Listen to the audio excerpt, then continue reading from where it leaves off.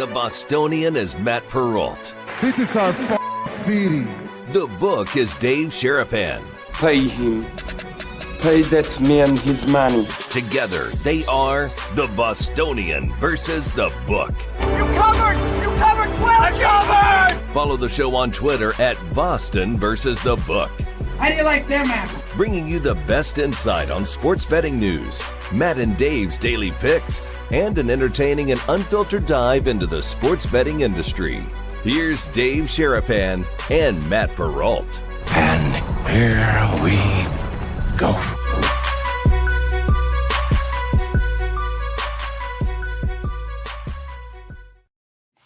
Hi, everybody. What is up? Welcome into a Thursday's episode of the Bostonian versus the Book. Dave Sharapan back from Arizona. Matt Perrault back in Vegas. We're together. Dave's in the chat. Soon to come, our friend Emerson Latzia from DraftKings will stop on by. He's going to, I think this might be a Scotty Farrell type of appearance. He's all jacked up on this. Yeah. Will, if you're watching this show, just heads up. I don't know. Over. Show's over. You're frozen already. What did we do? Huh? Are you here? No, I'm here. What happened? Nothing's here. Oh. We're here. We're all good. We're all good. We did all these on location shows. We started. We're back in the home office. Can you hear me? Is the mic work? Everything? Yeah, we're all good. I still think it's you, but it just it's nothing to do with it. And I stay there the whole time. Right. And we didn't freeze once. You sound like my wife. It's my my fault that you freeze. Well, that's the thing. It's your connection that comes in because StreamYard never goes down or freezes, which is great because then when we send this file to High Sports Grid, there's no problems. We're all good. We never freezes. I watch it all the time. It never freezes. We're always clean. So I think it's on your end. You see me freeze, but the chat sees me freeze from time to time as well. But you froze 2 times in Arizona. So 2 times. You were back. Mikey Awesome didn't get the picture though. That's good. He did get the picture. It's inside of the Discord channel. Which is where again? bvbshow.com. Damn, he did get a picture of me frozen. Yes, he did. Posted it. Saw it. Man. Cut it out and put it up and did his thing. That's what he normally is doing with those things. So it's good stuff with that. We got a lot to get to on the show today. Site, would you please? See, you froze. That's you. Now you're frozen. Oh, so we freeze each other because you're frozen. That's funny. You just froze now. So maybe it's a wonky thing with StreamYard today. I don't know. Maybe they're a little bit wonky on their connection. So we'll see how that's gonna go. But there's a lot of things to get to sports wise. Emerson's gonna come in here. Wow, you're freezing again. This is nuts. It's froze. I've never seen you freeze this many times. Yeah, it's something with the StreamYard. You got something open. Close it. I literally have nothing open but StreamYard. Okay. Well, everything is 100% closed. So it's just a connection. I think that's just different for whatever reason. So it'll settle down. It happens. Maybe it doesn't like us going at 11 o'clock Pacific time. Maybe it's saying to us, stop it. We don't like you going on in your normal time when you're supposed to be on. The chat likes it. The people watching like it. We seem to be doing okay with that. If you like the show, subscribe to the show, all the above. Tell you what, Perrault, we drove back from Arizona last night. And we listened to Tuesday's show and Wednesday's show, and we were home. You subjected your family? Yeah, you're frozen again. Nope, you're frozen again. That's kind of funny. Hello. Yeah, are you there? Go on. I got you. Yeah, I got you. I didn't hear a word you said. I said you subjected your family to listening to our show for 2 straight back-to-back episodes. Put the kids right to sleep. They went right to sleep. Jessica listened to both shows. She has a lot of questions, starting with the sub. The sub discussion was it. We had to pause the show, and she's like, "What were you guys talking about?" I said, "Listen, he saw it on the social media. I saw it on the social media. We brought it into the show. Everywhere. We talk about sports. We talk about games. We talk about life. It's all those things. The sub thing was an interesting story, and the timing of it all was perfect for the drive, but you have an end result of the sub story. It's not really an end result, I guess. I mean, they haven't found the sub, but they're out of oxygen. So even if they survived the drop, whatever happened, engine failure, whatever went wrong, they wouldn't survive anyway. So it's not going to be a happy story. It ended badly. So they tried. I mean, everyone rushed there, and They had all sorts of equipment but it's literally a needle in a haystack trying to figure out where they could have wanted, where they could have gone. So I don't know. Wow. Yeah. That's sucks. Yeah. Again, sometimes we talk about life and tough and everybody's going through something and losing and all this other stuff. It's a weird story.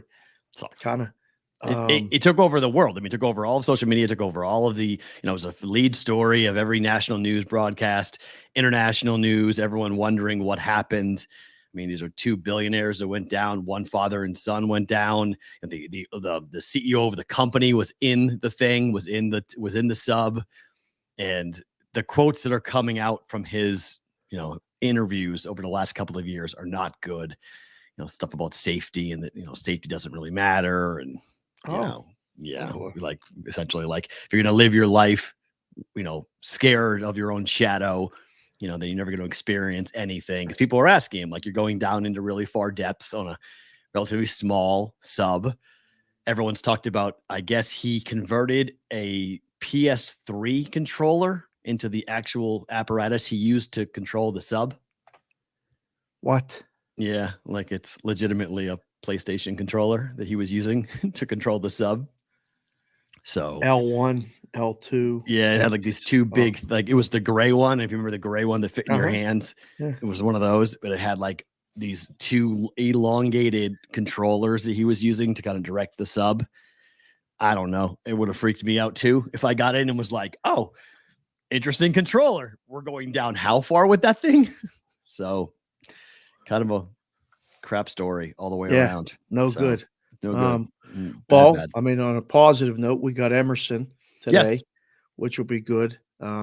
And he's coming on here in about 10 minutes. So let's get to the big story of the day before we get into Emerson. We're going to go to Boston for this. The obstruction, the obstruction call again. That's the big story of the day, or no? What are we talking about? The obstruction call. What are you talking about? Oh, according to Tyler, debris field found near Titanic in search for missing sub.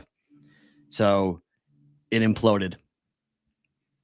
Yeah. Oh, that's what we thought. We talked about it yesterday. The chances are that it was a breach and it crushed it like a can. The pressure crushed it like a can, which I hope that happened because then they went fast. Then they died fast. Wow. Yeah. So CBS News is reporting that this morning. Thank you, Tyler, for that. So my. Yeah. Bad news on that. So we're talking Celtics basketball, my friend. At the end of the show, basketball is the story of the day. Hell yeah, it is. At the end, I mean, the draft is tonight, so that's taken over as well. But at the end of the show yesterday, we heard rumors, and it was being speculated by the Shams and the Wojs of the world that the Celtics were going to trade for Kristaps Porzingis, but the three-teamer was supposed to involve the Clippers, not just the Wizards.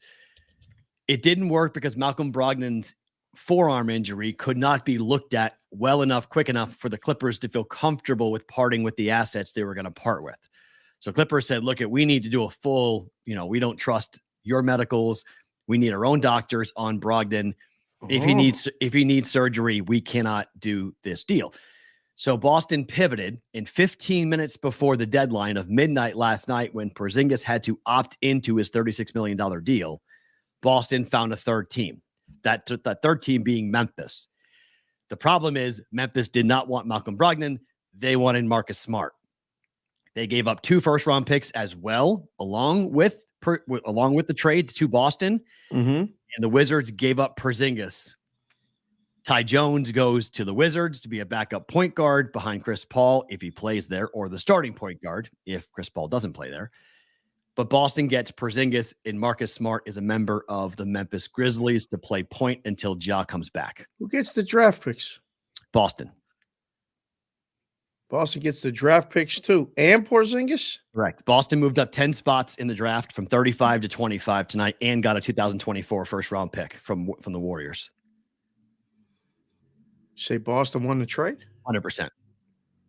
Not even debatable. Boston, I mean, Brad Stevens, this is Danny Ainge type of stuff. I mean, Brad learned from a really savvy guy. Danny Ainge, people used to say never trade with Danny. Trading Danny was always dangerous because he always came out with the best of the trade. Brad Stevens appears to be among the same type of ilk with this. as long as Porzingis stays healthy. And that's a big if, but he's 27 years old. He's 7'3". He's a nightmare matchup problem in the NBA. And you've got two wings in Jaylen Brown and Jason Tatum. Jaylen Brown's going to get extended by all accounts now. Boston's going to give him the Supermax. He's going to be a Celtic for 5 more years or 6 more years. And then after next year, they're going to give, obviously, Tatum the Supermax and extend him. So for those people who are saying that like Brown and Tatum are going to get broken up now, no, this basically guarantees that Brown and Tatum will be together for 6 more years. The question is, does Jaylen Brown want to be there? Because Marcus Smart was a Boston Celtic player through and through. He bled green. He thought he was going to retire. Colored his hair green. Colored his hair green. I mean, for 9 seasons, he was the heart and soul of this basketball franchise. Right. Defensive player of the year 2 years ago. The metrics dropped off dramatically last year. The shooting wasn't good. In the NBA Finals against the Warriors, he got left open all the time for a reason. He shot the Celtics into a really bad spot in that series consistently. Same thing happened against the Miami Heat. Teams just recognized, hey, he's streaky at best. Let him shoot. And in today's NBA, this is a Joe Mazzulla 3-point heavy offense. Marcus Smart, defense doesn't matter in the NBA. So right now in Boston, where you'll be next week. Tuesday, 6 days, yeah. How do you think they're reacting today? Are they, because they're bummed that Smart's leaving? Correct. But it's more bummed that Smart's leaving or more excited that Porzingis is coming? Way more excited that Porzingis is coming and that Boston has a legitimate first-round pick tonight. So they can get a bench player tonight. They can get an asset they can trade tonight. And they get Porzingis, who's 27 years of age. I mean, this is a 26 and 25-year-old led team, and now you put a 27-year-old in Porzingis, who has missed 95 games in the last 4 seasons. There's no debating the dude has missed a ton of time. But last year, he played a full season for the Washington Wizards and looked tremendous doing it. If those injury concerns are behind him, I mean, look at the big 3 of Beal and Joker and Murray. The odds switched. Boston's now back to being the title favorite with Porzingis, Brown, and Tatum. You know why the difference to me? The big 3 in Denver are better than the big 3 in Boston. I don't think you can really debate that. The difference is that Denver's bench is nowhere near as deep as Boston's. Boston's got a bench. Denver's got a pretty good bench. Brown might be leaving. Oh. He wants out. He wants money. He wants to get paid. He may be gone. Denver wants him back, but he's their 6th man. He's their most talented scorer off the bench. And if he's not there, there's a lot of questions about that depth in Denver as to where they're going to go. And Boston might have Porzingis off the bench. He might be the 6th man for Boston. They had no scoring help. Derek White's going to be the starting point guard next year for Boston. The 2 guard will be an interesting conversation as to what it looks like. But you've got Horford, Tatum, Brown, Williams. I mean, you got a lot of scoring options for Joe Mazzulla. 5-1 Boston this morning to win it all in 2024. Oh wow! I mean, if we were doing better to book it, I would be like, let's go. Well, of course you shouldn't bet the odds on favorite anyway, but I think that there are some interesting developments. 460, Denver 470, Milwaukee 550, Phoenix 650, and then everyone else. Who's that? Superbook has got it at plus 500 for Boston as the number 1 odds. Okay, this is FanDuel. Okay, who do they have at 1?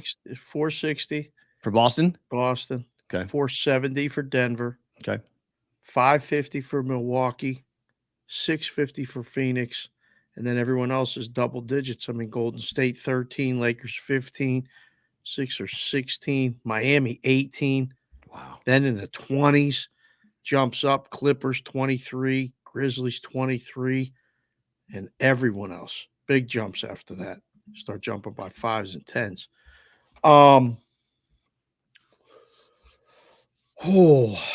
Whoever Boston drafts tonight, it's not really are they looking for bench help or are they looking for future for this? My gut tells me it will be a draft and stash. Okay. There'll be an international player that they'll put overseas, but it'll be a first round pick. I mean, it'll help them in the future. But no, I don't think they're going to be drafting somebody who will impact them. But it just shows you, how Boston was able to get a top 4 protected Golden State Warriors pick for next season to help them. We don't know what the Warriors are going to look like next year. They should be pretty good, but we'll see what draft pick that winds up being. But then you go from 35 to 25 tonight. It's pretty good. One thing I do know is that the Washington Wizards are going to be the worst team in the NBA. They're going to be the worst team in the NBA. There's absolutely no debating it. Trading Beal and trading Porzingis and what they got back for both is a joke. I mean, they are tanking. They are looking Adam Silver in the eye and saying, we don't care what you say about tanking. We're tanking. And we're going to have the number 1 pick in the draft for the next 2 or 3 seasons. And we're cool with it. We're going to totally we're flushing this thing and we're going to restart. They are tied on FanDuel for the worst odds in all of basketball to win it. With the Wizards are with the Hornets, the Orlando Magic, the Detroit Pistons, the Indiana Pacers. Those are all Eastern Conference teams, are they not? Mm-hmm. And then Houston is the only Western Conference team. And that could change dramatically because if Harden winds up going to Houston, and we'll see who winds up playing for the Rockets next season. So that could be different. You may want to take a flyer on Houston, not to win the championship, but maybe win the division or playoffs. Make the playoffs, maybe. I mean, I don't know. If Harden goes there, who knows what they're going to do? We'll see what they do tonight. Got to tell you, I just thought of this because I got a text yesterday and I wanted to mention it at the top of the show. Yeah. Those odds are fun, right? Those teams aren't going to win. You take bets on them in the book, but not that many. Right. The Oakland A's moved with that recent 7-game winning streak from 1,000 to 1 to 500 to 1 at a couple books to win the World Series after a 7-game winning streak. And now what it is. The odds, like the books that do that, there should be an investigation. That's all I'll say. Like you can't, it's 1,000 to 1. It should be 8 million to 1. They're not winning the World Series. They win 7 games in a row, and you're going to go from 1,000 to 1 to 500 to 1. I got some Ramises and parallelograms, some really good dudes who are pros. These guys bet. They said, do us a favor, Dave. Can you please mention that on your show? Because the business should not be like that. You should be welcoming anyone to bet the A's to win the World Series and not changing the odds ever, but making them better. So someone they else lost, might buy. And then they turned around and lost 7 straight. So 501 at some books. Really? Even today, they're 501? Well, I didn't look at this book, but I know he sent me the screenshot, and I said I'm not putting the book up there. But yes, it's bad. Like you just stop. Don't lower the bad teams that have no shot at winning. Stop. So, The other hook, as we wait for Emerson to hop in here, is that Kristaps Porzingis is now the only Chris moving potentially. Chris Middleton could be gone from the Bucks. Now he could resign, but he opted out of his deal, which surprised a lot of people. He's the Robin to Giannis's Batman. And if he opts out and goes somewhere else, and he could wind up going to the Western Conference, I mean, this could be an insane talent drain from the Eastern Conference with all the talented team except, 2 or 3 in the Eastern Conference?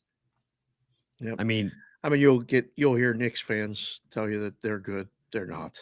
I mean, they're good, but they're not a playoff caliber, championship caliber team. I mean, in the East, they're going to be a fun team to watch, but 50 to 1 to win the NBA championship. The Heat are 18. How is the Heat 18? Because all the Western Conference teams are going to be above them. The Sixers are 16. Fair.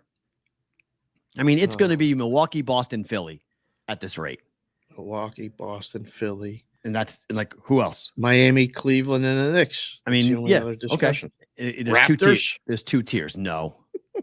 I mean, there's 2 tiers, really. And so you look at the Western Conference, and we'll see what the Lakers look tough. Who the Lakers look like. But clearly, Suns and Nuggets are going to be killing each other all year. Utah's going to have something to say about it with the way that they have performed and how tough they were, surprisingly, last year.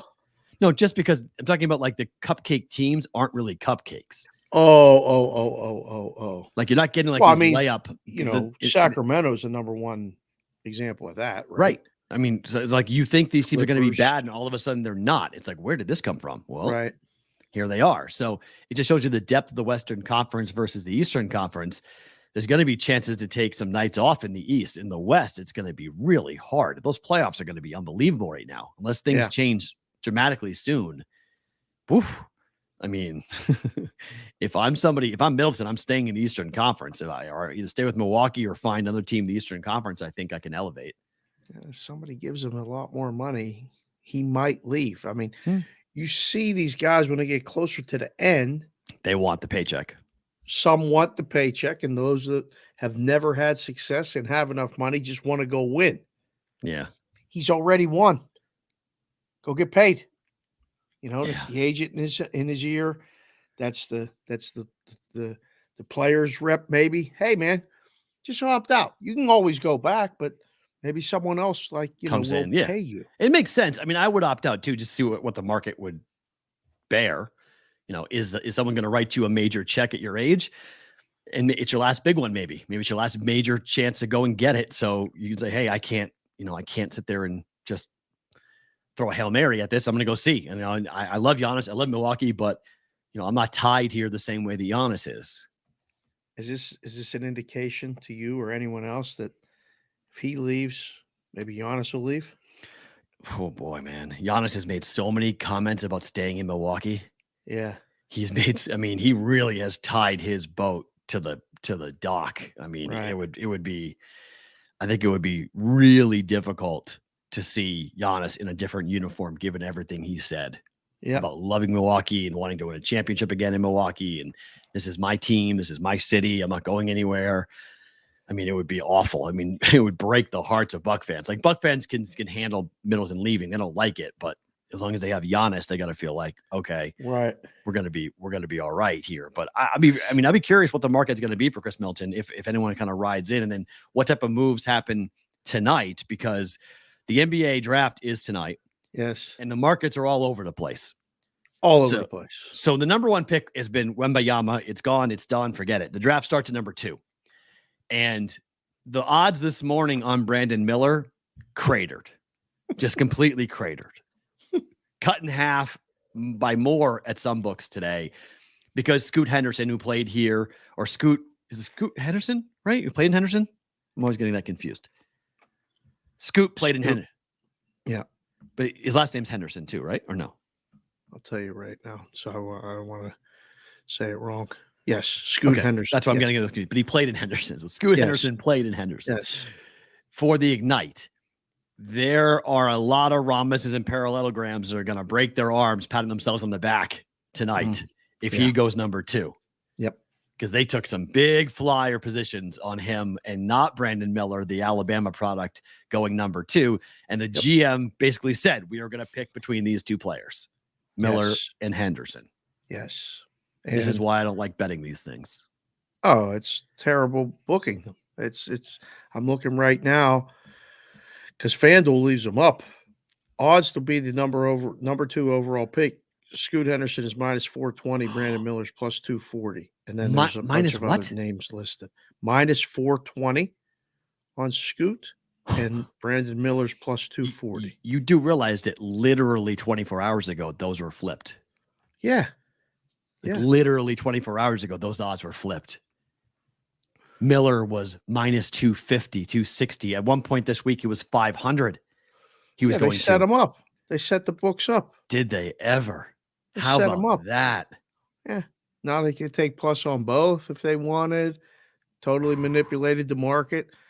Nobody knows how to move these things. It's not fun to even think about sitting in the book and taking these bets.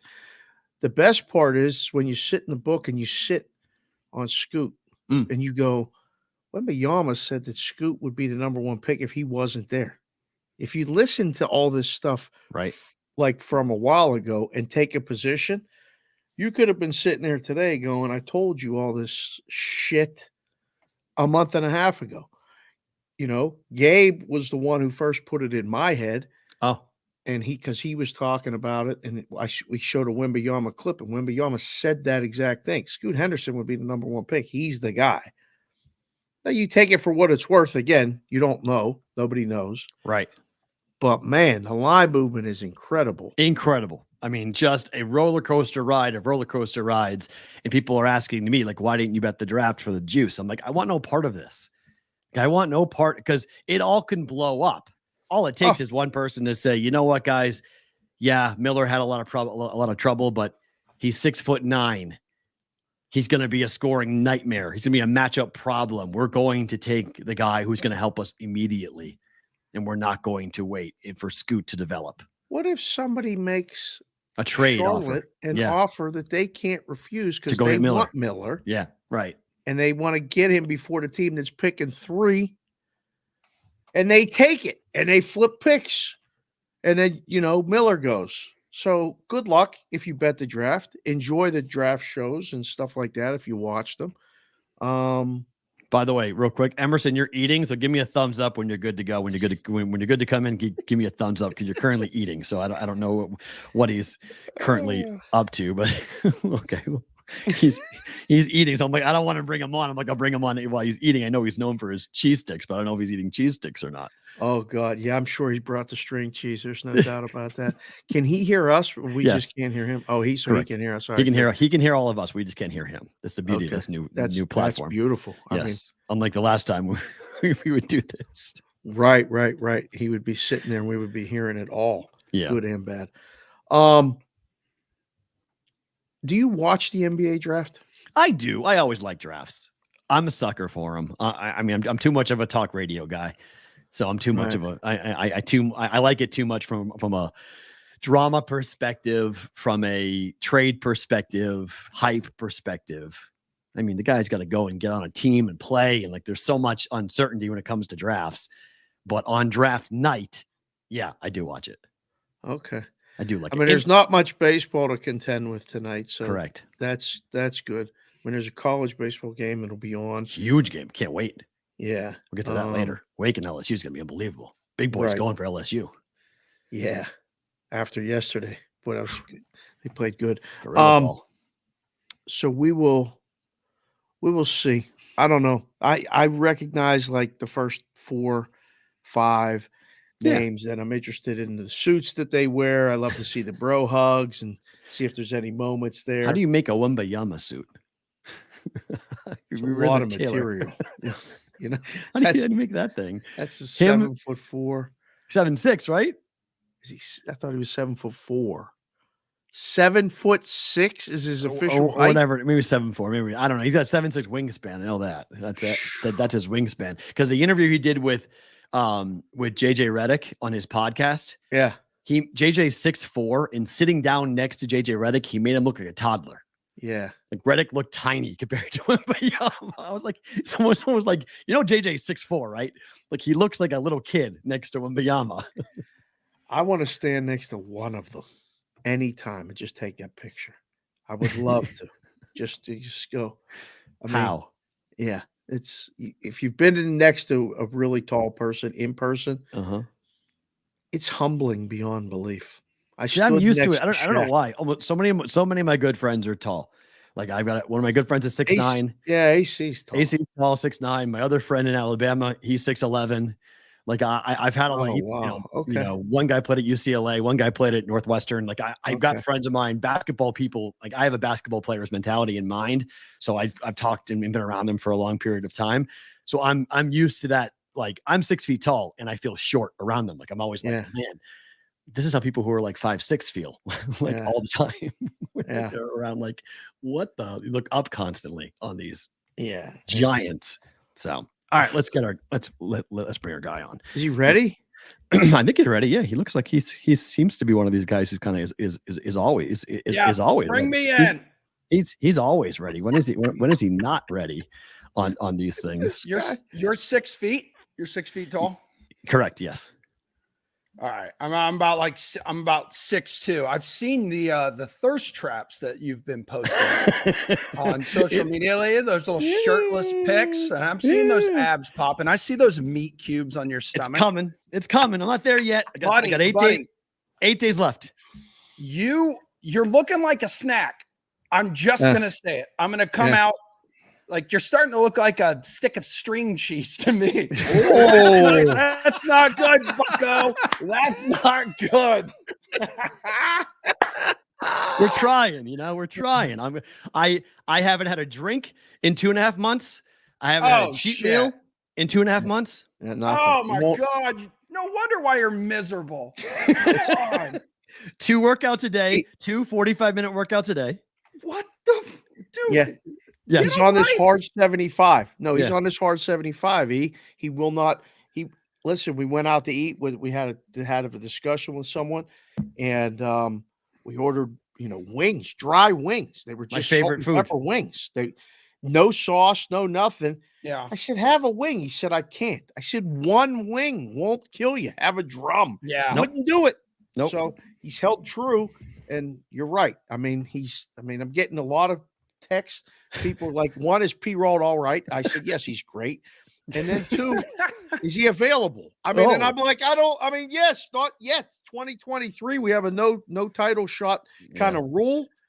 But Dave gave me, I can't asking. date till 23. He told me after 23 is over, I can't date supposedly. Yeah, So we're trying. What's your diet right now, Maddie? Like, it's called the Mediterranean. It's the Mediterranean diet. It's actually not that bad. So the like hummus. It's a lot. Yeah, I mean, it's a lot of chicken, fish, some steak, not a ton of steak. The biggest problem for me is just I hate meal prep, and I can't make stuff like 4 days ahead of time. It makes me nauseous. So there's a lot of dishes and a lot of cooking, and that's the biggest pain in the neck. But a lot of Greek yogurt in the morning. Oh hell yeah.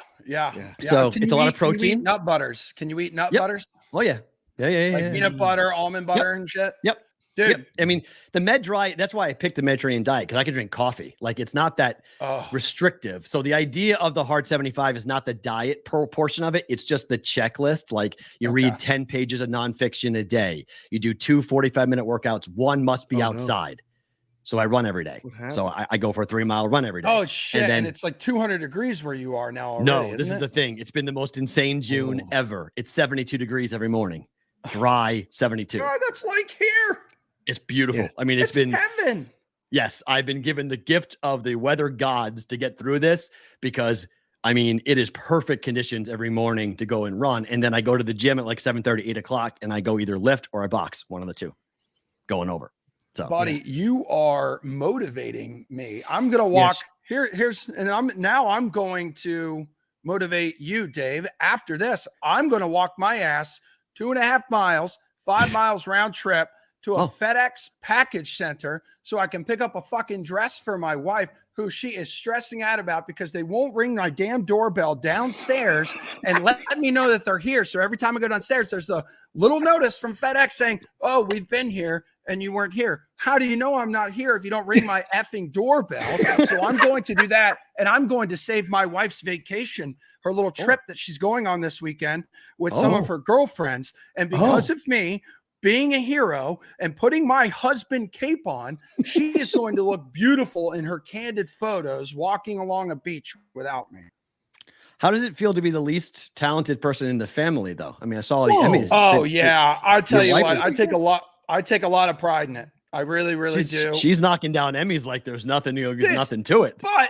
But Maddie, what you have to remember, 3 Emmys in this household. That's 3 Emmys combined.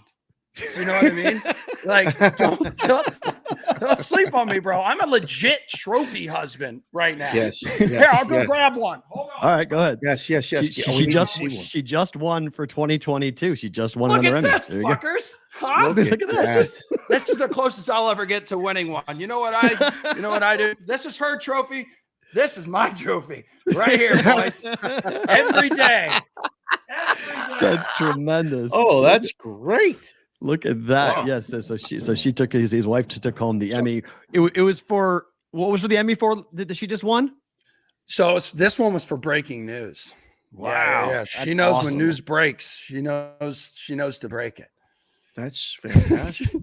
I know. Like Dave, like real talk. She's damn good at her job. Yeah. Like I am so fucking proud of her, bro. When we were at the Emmys a few weekends ago, I saw your Instagram stories. Did you really? Yeah. Did you not know that she was going to win? Like, is that one of those? No. Real Yeah, moments? you have no clue, bro. And listen, I wish you would kind of have an idea because she's been on like a 2-year drought.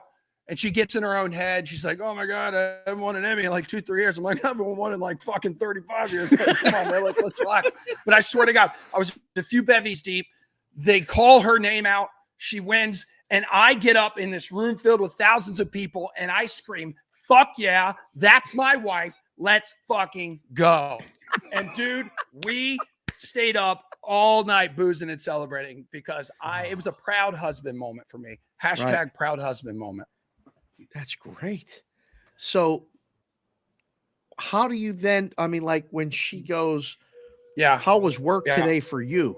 And you're like, well, I ate some string cheese. I talked to Jules and Buck and we talked about some games. I mean, like what, how does that compare? Is it hard to live up to?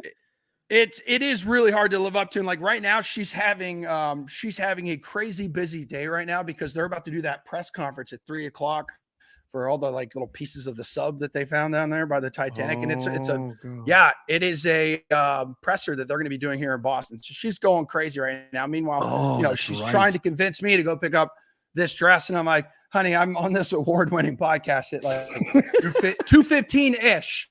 2:15-ish. Notice how I popped in late because you guys never start on time. Amen to that. We did today. We did today for you.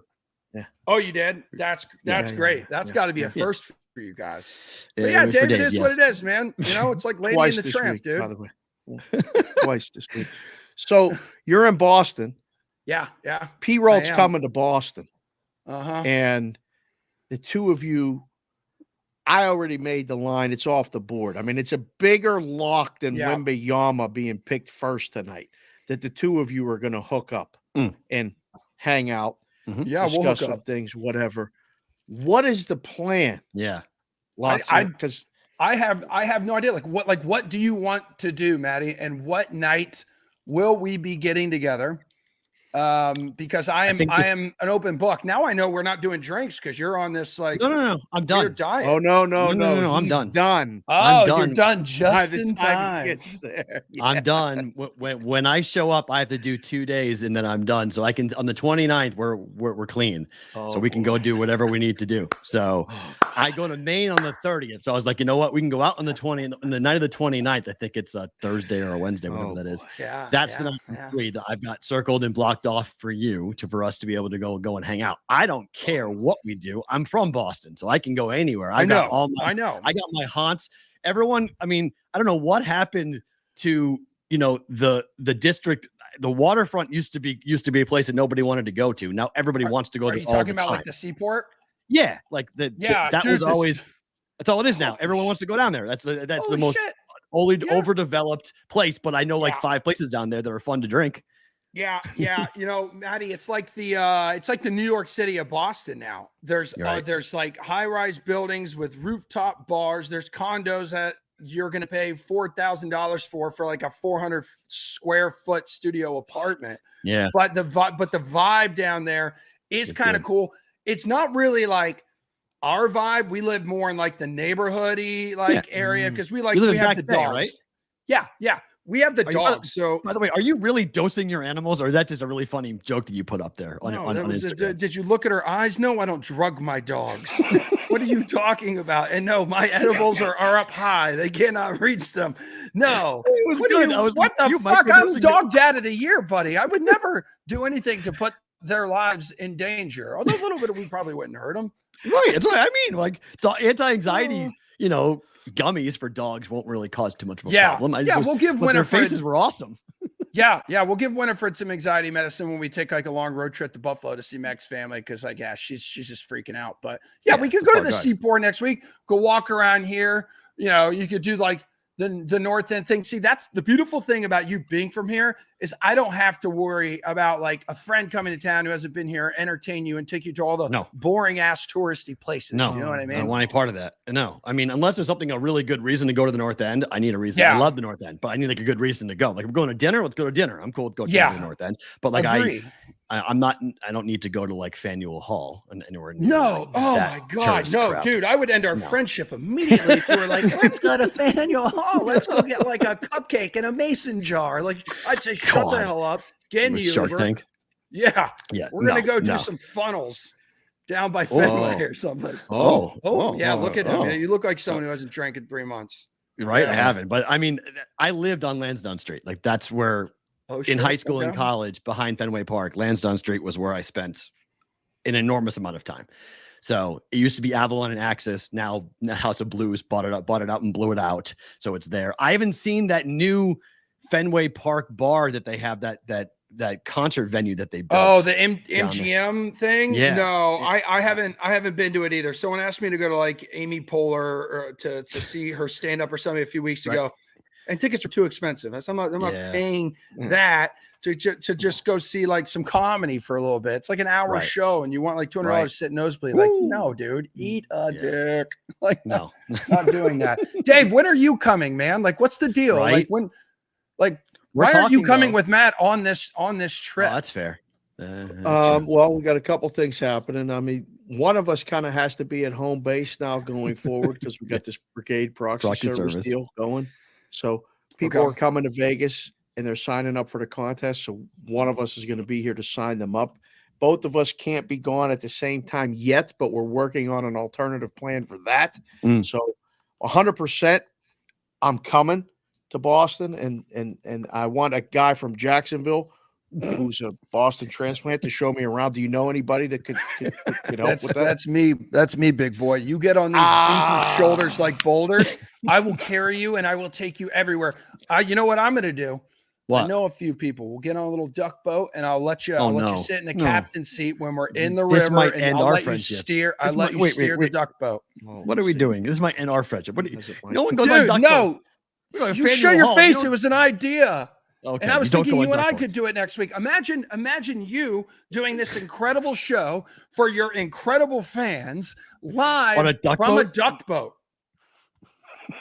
And the captaincy of the duck boat. Think about it, dude. That's probably not a bad idea. Duck boats are about, that's one of maybe the single last. If I'm listing things I want to do in Boston, on a duck boat might probably be the last of all. They're kind of fun. I went on a duck boat. No, they're not fun. Yeah, absolutely. It's Other than not, parades, duck boats are not fun. That's the only time that it's fun. It's when you have championship parades inside of them. That's it. Is the next championship parade going to be the Celtics now that Porzingis is here? I mean, if he stays healthy, I mean, a team with the team that's the closest to winning a championship, absolutely. The Red Sox are going to be mediocre for a while, like we know. Yeah. I mean, the Patriots are going to be a conversation piece, but they're not a championship caliber team. No, they're not. They're not the Jaguars. I agree. And the Bruins could do it, but I mean, the Panthers showed you win the President's Cup, nothing happens. Next year you get to the Stanley Cup, but they lost it. So I don't know. I mean, the Bruins are going to be very good next year. They could be the next one to do it, but I think both Celtics and the Bruins again are going to be really talented and one of the top two or three teams in each league. So we'll see what the race comes down to, but it's one of those two, Bruins or Celtics. Did you see the report? It came out. It may have been Himmelsbach like an hour or two ago. I guess Marcus Smart was just blindsided by this thing. Yeah, which I mean, he thought he's going to retire a Celtic, and I understand that point. I mean, but look, Brad Stevens learned from Danny Ainge, and trading Danny was known for, he made moves like crazy. And did the Celtics win the trade? Yeah, they got 2 first-round picks and a 27-year-old unicorn. If he stays healthy, it's an unbelievable trade. Yeah, got to stay healthy though. It's true, man. Danny Ainge was the king of like almost trading for a superstar, at least in like my last like 7-8 years here when he was still calling the shots. Because he pulled the Kevin Garnett and Ray Allen championship run. I mean, he pulled those crazy moves. So everybody wanted to see the next iteration of that. He never got there. He tried to trade Tatum. He tried to trade Brown. He never could get something back that he wanted. But now you have pieces that Boston need to move around. I love Marcus Smart, but this feels like a Belichick move to me. A year too early, then a year too late. He's 29. A lot of wear and tear on that body for 9 seasons, the way he plays. Should have done this shit right after he won Defensive Player of the Year. Because last year went down a little bit. Yep, but I don't know, like if Brogdon stays healthy, right? And then like maybe he and Derek White could soften the blow of losing Marcus Smart, right? And they may not be done. I mean, look, the Nuggets showed you True. don't have to play defense. You don't have to play defense to win a championship in the NBA. You just score. Game's changing. Yep, just Score score. 150 and Go and score. Yeah. Marcus Smart's great, but defensive players Miami was phenomenal at defense. One of the best teams in the entire NBA at defense. They lost 4 games to 1. Great. Congratulations. Emerson. Yeah, A what's lot up? of Talk to me, people big man. in the chat are they're big fans of yours. I'm a huge and fan of the BVB they've brigade, taken- man. They've taken pictures of you, inserted you into our things. That's true. They take string Yes. cheese and put it on your hot dogs when you post pictures of hot dogs. Are you okay with all of this kind of being an adopted member of the B brigade? Because the fans love you. The boys They do. and girls Buddy. love you. I just want to make Guy, sure you're good. pal, bestie. I absolutely love it, especially when a member of the BVB brigade pops up in my mentions. I immediately go to Twitter. I don't care what else I'm doing in life.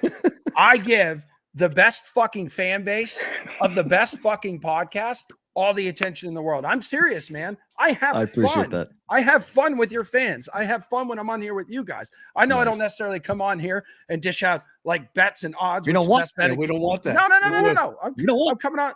I'm coming on here, shoot Yeah. shit with the boys, guys being dudes, talking string cheese, talking Yes. gently dried fruit. I just had some for lunch, some mangoes. That's what I was eating. And yes, I have a great Is time. that good? Is that stuff good? Eh? Yeah. This stuff's good right here. Really? Oh, This is not an ad, but it could Yeah. be. Right. Mango, nothing added. It says the Oh. ingredients are organic mangoes, dude. Okay. And it curves my sweet tooth a little bit until okay. 8 o'clock rolls around and I'm Uber So- eats a couple pints of ice cream. There you go. Let me ask you this. So somebody on Twitter asked a question like, give me your hot take of the NFL season. I'll rate it 1 to 10. And I said the this is Jacksonville perfect. Jaguars will make the AFC title game. Oh God. And everybody told me that's not a hot take. That's going to happen. And I was Yeah. like, wait a minute. This is the same conference with the Chiefs and the Bills, right? So one of those two teams, in order for the Jaguars not to be in the AFC championship game, the Bills and or Jaguars are not going to be in the AFC championship game. So as Right, the listen. Jaguar fan of the show, is it that nuts? Are you guys just expecting dude. to be in the title game this year? I would 100% expect to be in the AFC title game and going up against one of those two teams. Hell, we're already seeing turmoil in Buffalo. I love it. True. And my wife is a Bills fan, born and raised in Buffalo. I know when we originally got together, I'm like, we are the saddest NFL football couple in the world. Like the fucking Jaguars and like the Bills. Like my team sucks. You've just been the definition of mediocrity for like ever. But listen, man, they've got the reserves now on defense. We've seen everything that they've done on offense. The offense has basically stayed the same and has gotten better with Calvin Ridley. You have your 1A wide receiver. Christian Kirk's still there. I mean, Evan Ingram is still there. I like what they did in the draft. Like the attitude surrounding this franchise is the highest it has ever been. The morale is high. The vibes are immaculate right now, man. It reminds me back in like the 99 season where the fuckers went 4-2. Their only 2 losses in the regular season were to the Titans. And then their only loss in the playoffs were to the fucking Titans in the AFC title game. That was the I think that was the Kevin Dyson reach against like the Rams. And shit. Oh, Like, right. Like Okay. at the end. Yep. But no, I honestly have faith in this team. There's a reason I've got a fat Super Bowl future on them. That may be a little aggressive. Like, I don't know. Fingers crossed. But it wasn't a hot take, Matt. Like it really wasn't. I wasn't like giving you shit. I actually think it is the correct take. You weren't the only one. A lot of people came at me and said that on Twitter. They were like, that's not a hot take, right? I was like, this is still the Bills and the Chiefs, right? I'm still talking about the AFC, right? I'm not saying they're going to win the thing. They're going to play in it. And they're like, yeah, the Jags that's where they should be at the end of the season. Dave, do you agree? I mean, I understand the love. Yeah, Dave. That division stinks. So yes, you're in a good spot to win of the division games. They should go 5-1 at worst. Ideally, sweep, and 6-0 is possible. In which case, we're not just talking about winning the division. We're talking about getting a home game or 2. And then, with a home game or 2, any team can win. But boy, that vaunted Jacksonville home field advantage, Emerson. are you being a smart ass? Was I being a smart ass? Are you being a smart ass right now? Sound like a smart ass? Emerson. He is a fan of an AFC team, by the way. He's a Steeler fan, so he has some dog in the fight. I don't even know you anymore, Dave. You've become this internet bully, and all I've tried to do is become part of your family. I have tried to move in with you multiple times. And you've just been giving me the runaround. I told you, you came in hot when you said you were going to come for the Super Bowl and wear your chaps naked at the kitchen. First off, they're assless chaps. Not just I tried to tell my chaps. wife this. She said, boy, he really does look good, but I don't know if we can have him. He might upset my mother, who lives in the house as well. I don't think I will. I don't think I will, big guy. Assless chaps, I'm not sure. But you're in. We had a big family weekend. I would have invited you out to Arizona. I saw Carabas was out there. We could have used as an excuse to come out. Last time we were in Arizona, we didn't get a chance to hang out other than doing the shows because we were both physically exhausted after that weekend in Arizona. That was fun. Are you going to Seattle, sir? No, I'm not, man. They're only sending Jared. Like last year, we had this ginormous setup in LA. And we didn't know each other that well. No, and we've known each other for a year, and look how close we are.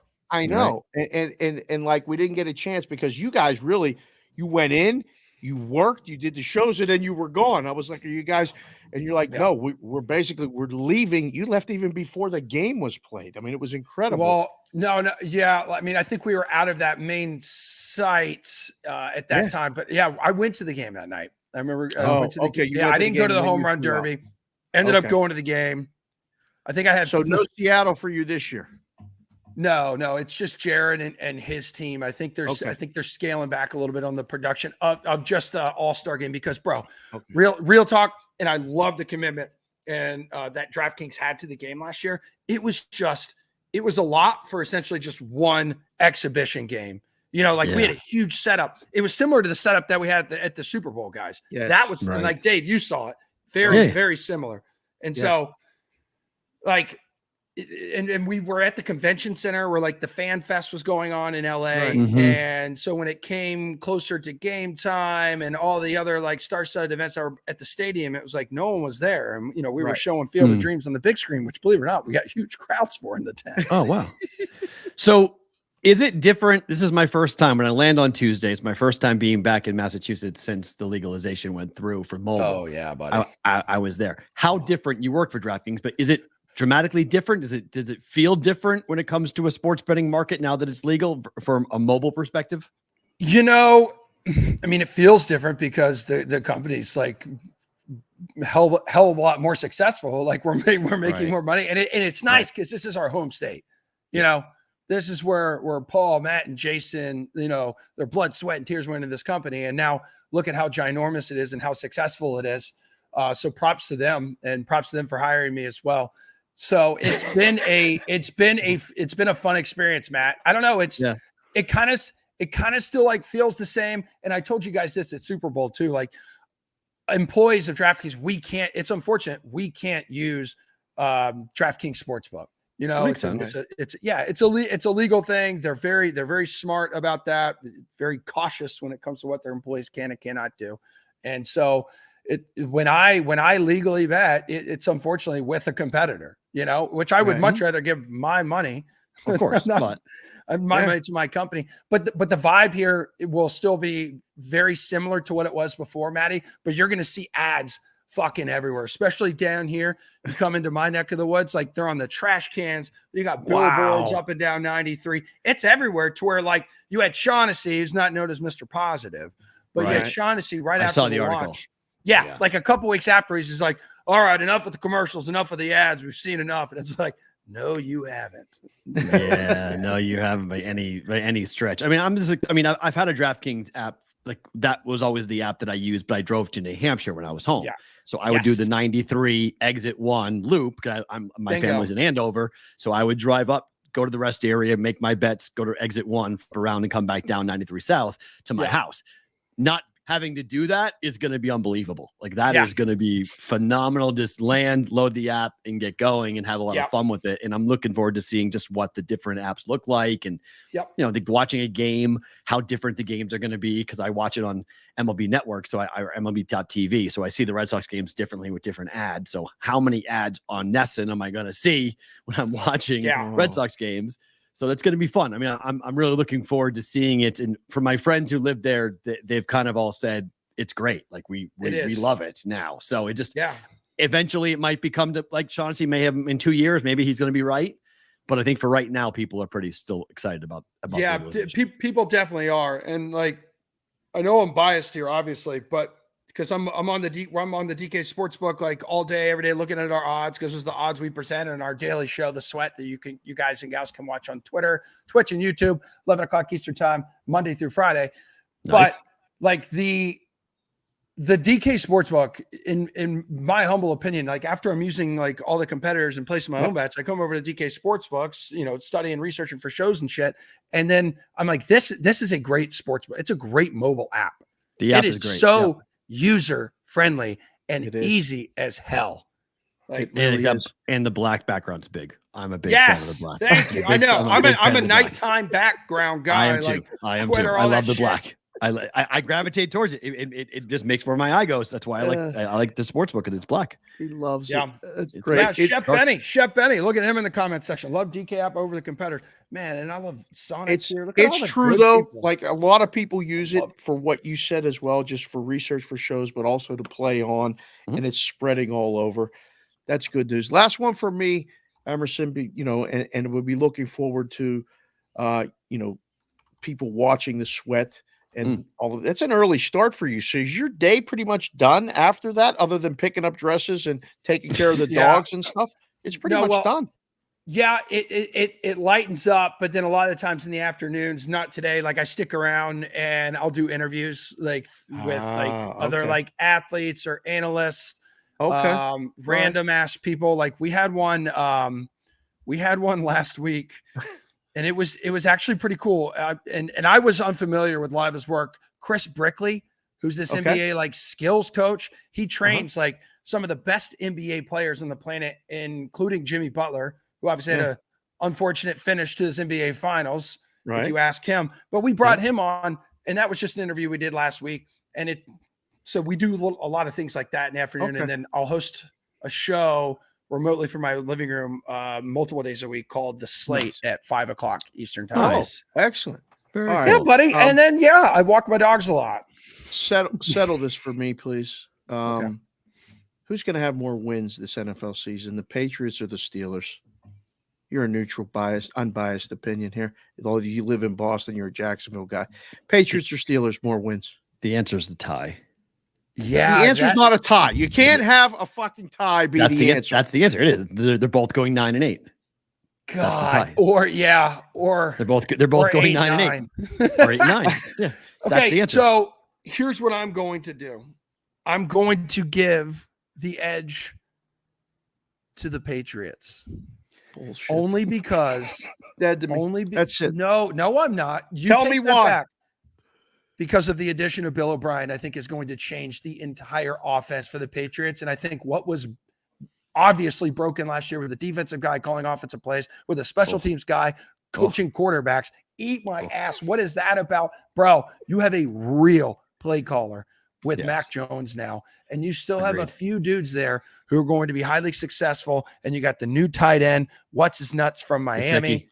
Mike Gesicki, yep. Thank you. He's not even running with the tight ends and the linemen. They're looking at him as like a wide receiver. He could have a ginormous year. And I'm talking ginormous, Dave. He's a big boy. So look up. Have you ever been to the bar Drink on Congress Street? You ever been there? I've been everywhere. I just don't know if I remember being there. Okay. All right. We'll look it up there. That's one of my haunts that's still there in Boston. It's a place I love going. I wish I was going to be there next week. It's not too late, coward. I'll talk to your wife tonight. I have Drink. It's on Congress Street. It's called Drink. It says it's Barbara Lynch's award-winning craft beverage bar. Yeah, they don't have beer. Wait, is this Is this like a speakeasy type? They chop. Is this like they in have a big back block of alley ice. with only like 10 seats in it? It's small, yeah, but it has more than 10 seats, but it's small. Yes. I may You have to have been stand here. You stand at the bar. They chisel the ice off a big block right in front of you. Yeah. Go get a drink with this guy. What are you taking him to a speakeasy? Dude, okay. It's All right. great. So It's one of my places. I love it. It's an unbelievable place. It's a phenomenal bar. my wife loves speakeasies. Yes. I'm pretty sure I've been here. Bring with the her. wife. Let's go. Let's go. Oh, Let's No, go out. I don't Yeah. know. Do I? Yeah, bring the wife go- and have Let's her go bring a rip friend. let's go rip How the about talent, that? man. Let's go fun. I'm from Have the Boston, wife man. bring a friend. I can show know you guys you're a from thing or two. Boston. Your fucking I can show you podcast a is called Boston. I can Come show you a on. thing or two. I'll be in touch. Emerson, thank you for the time, man. This All is right, great. so we're gonna Appreciate do you being here. Thursday. We'll text. Just text me. We'll Text me. us. We'll Dave, we'll set it up. Dave, Love you, bro. tell your wife and her mother that I'm coming. All right, for the Super Bowl. Super Bowl. All right, Let's do it. assless let's do it. chaps. Before then. Thanks, guys. Take care, man. That's Emerson Latzia joining us here on the Bostonian versus the book. Too good. Hold on. I need to Will's fix gonna that. have a full slate today. Oh, it's gonna be fun. That's good. It's just what it is. What it is. You know, he'll handle it. He'll deal with it. That was good stuff with him. Hopefully, you guys enjoyed that. Always good to get in touch. I have no idea what we're doing, but that bar is one that's a fun little Is place it? to stay. Sounds like Yeah, it's pretty good. I've had a lot of dates there.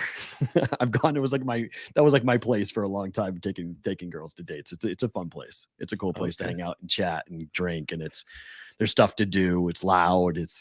The drinks are phenomenal. It's really good. So I'm a whiskey guy though. So it depends if he's not a whiskey guy. I don't know how big of a drinker he will be. But I'm telling you one thing. For me, after going 3 months without a drink, I'm gonna have my fair You're gonna have to share. ease into this, you know. No way. I'm Ease 46 into years old. anything. I'm 46 years old. Let's go.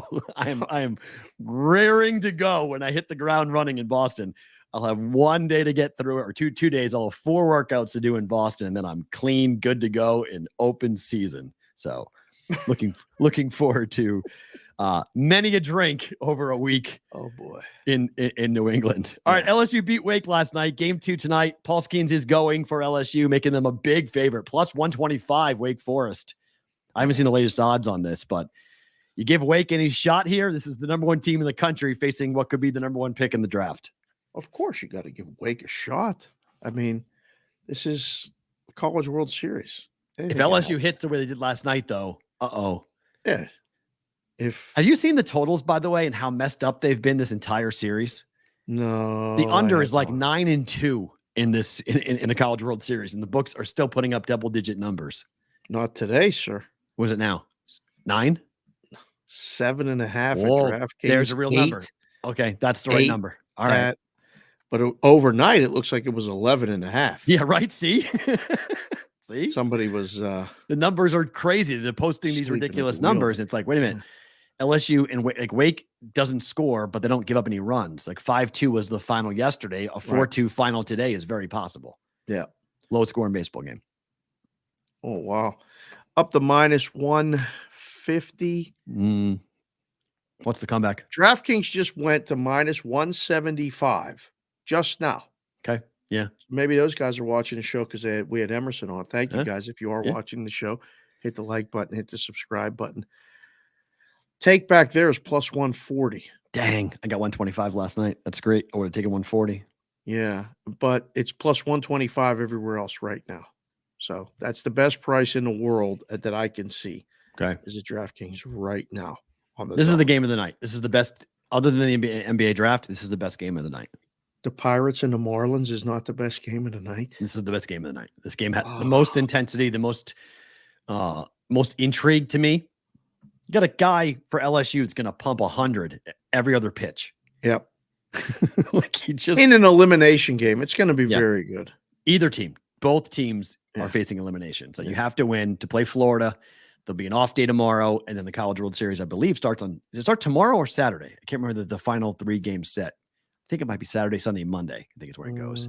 Yeah. But Florida is sitting there waiting to play the winner of this series, and most likely, I said it yesterday. I agree. The winner of this game wins the College World Series. Sticking wins to that. Whoever wins tonight wins the College World Series. So JC from KC said the Royals and the Rays is not the best game of the night tonight. I have bets in both those games: Royals, Rays, and Pirates, Marlins. You have a bet on that game? Both games. Yep. On both those games, I have bets on. Wow. Okay. And I am not watching them. I'm watching the draft, and I'm watching this baseball game in Omaha. I cannot wait. Okay, speaking of the Reds, they've won 11 straight. Yes, they have. They're off today. Yes, It's their longest streak since 1966. Damn. They play the Braves tomorrow. Okay. The Braves have one of the best road records in baseball. Yes, sir. The Braves are 3-0 against the Reds this season. Okay. We'll break it down more tomorrow on Roll Call Friday, but this thing ends tomorrow, right? The Reds are not winning 12 straight games.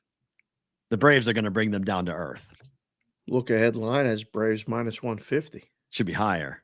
The pitching matchup's dramatically lopsided. Is it bad? Yeah. Is it Strider? I forget. I was looking at it last night. I forget who's going, but I just doesn't know matter. The bet will be on the Reds. You bet the Reds until they lose, which will be Friday. Hopefully, have been doing that so far. If you've been playing along with these streaks, the streaks have been very good on the Reds, on the Giants, against both the Pirates. winning, losing. Yeah. Yeah, they've been pretty good. The A's bet against again. Tomorrow, the pitching matchup is going to be, it is AJ Smith-Sawyer versus Luke Weaver. Luke Weaver is an opener. Although I guess not.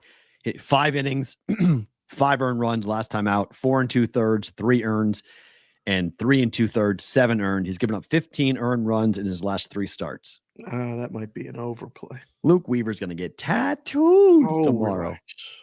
Tattooed. The final series is Saturday, Sunday, Monday. Okay. Thank you, Jay Dalbets, for coming in the chat. All right. Clarifying. So no game tomorrow. So no game tomorrow. So we got a Saturday. day off from to get that. revved up in real. That means if LSU wins, you could probably see Paul Skeens pitch on Monday. Right? Game 3. If there is a game 3. Unless they advance. He may not pitch. I guess you could save. He could come in a save situation. Right. I guess. A couple of times, maybe not was he pitched Thursday, Friday day off. I guess he could close on Saturday, or definitely on Sunday. JC from KC said Yerfy every game in the Braves Red series. Yes, in the first inning for a run. There'll be a lot of runs scored in that series. Yeah, I like it. We'll talk more about that tomorrow. Pirates have lost 9 straight. I know. Marlins 165 on this. It's a little extra. What the hell is wrong with Mitch Keller? I mean, he's been inconsistent. He had a good start, then he didn't have a good start. Do you know what his ERA in June is?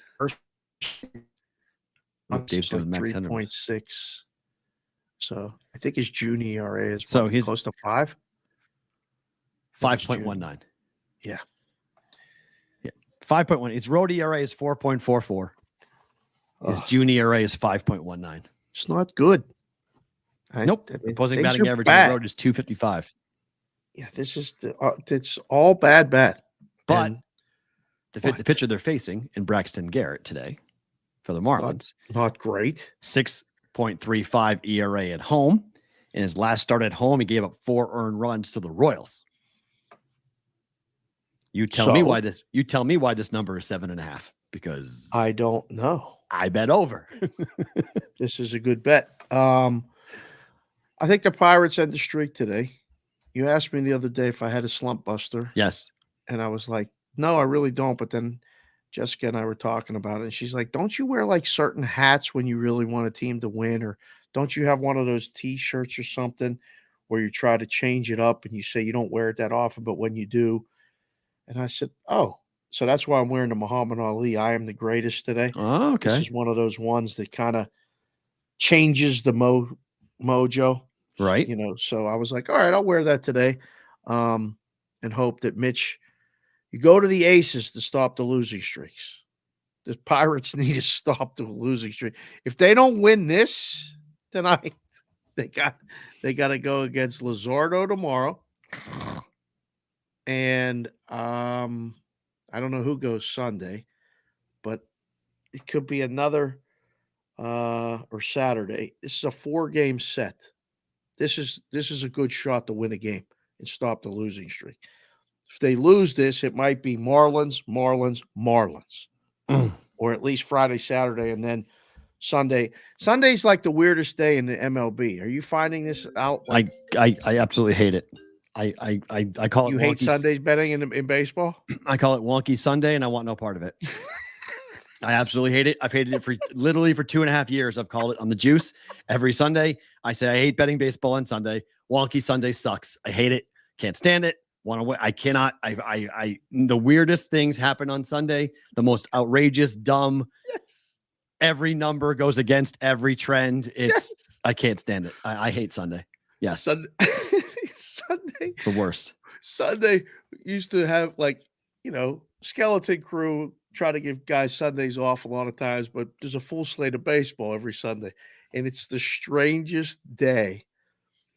Totals usually fly over. It's almost all day games, and punt just days. Weird things happen. Teams just punt on the day. They just punt on it. Like, whatever. It's Sunday. Well, especially because if they play Saturday night, it's the Sunday day lineups, day game lineups. It's so when you start on Sunday as a pitcher, boy, I'm in for a different type of game. It's funny you said that because, a lot of people in the content space may not know that, but I know that. I can't stand it. I can't stand it. It's brutal. But the Pirates may not have a shot at winning a game till Sunday if they don't win tonight. So expect Keller to do well.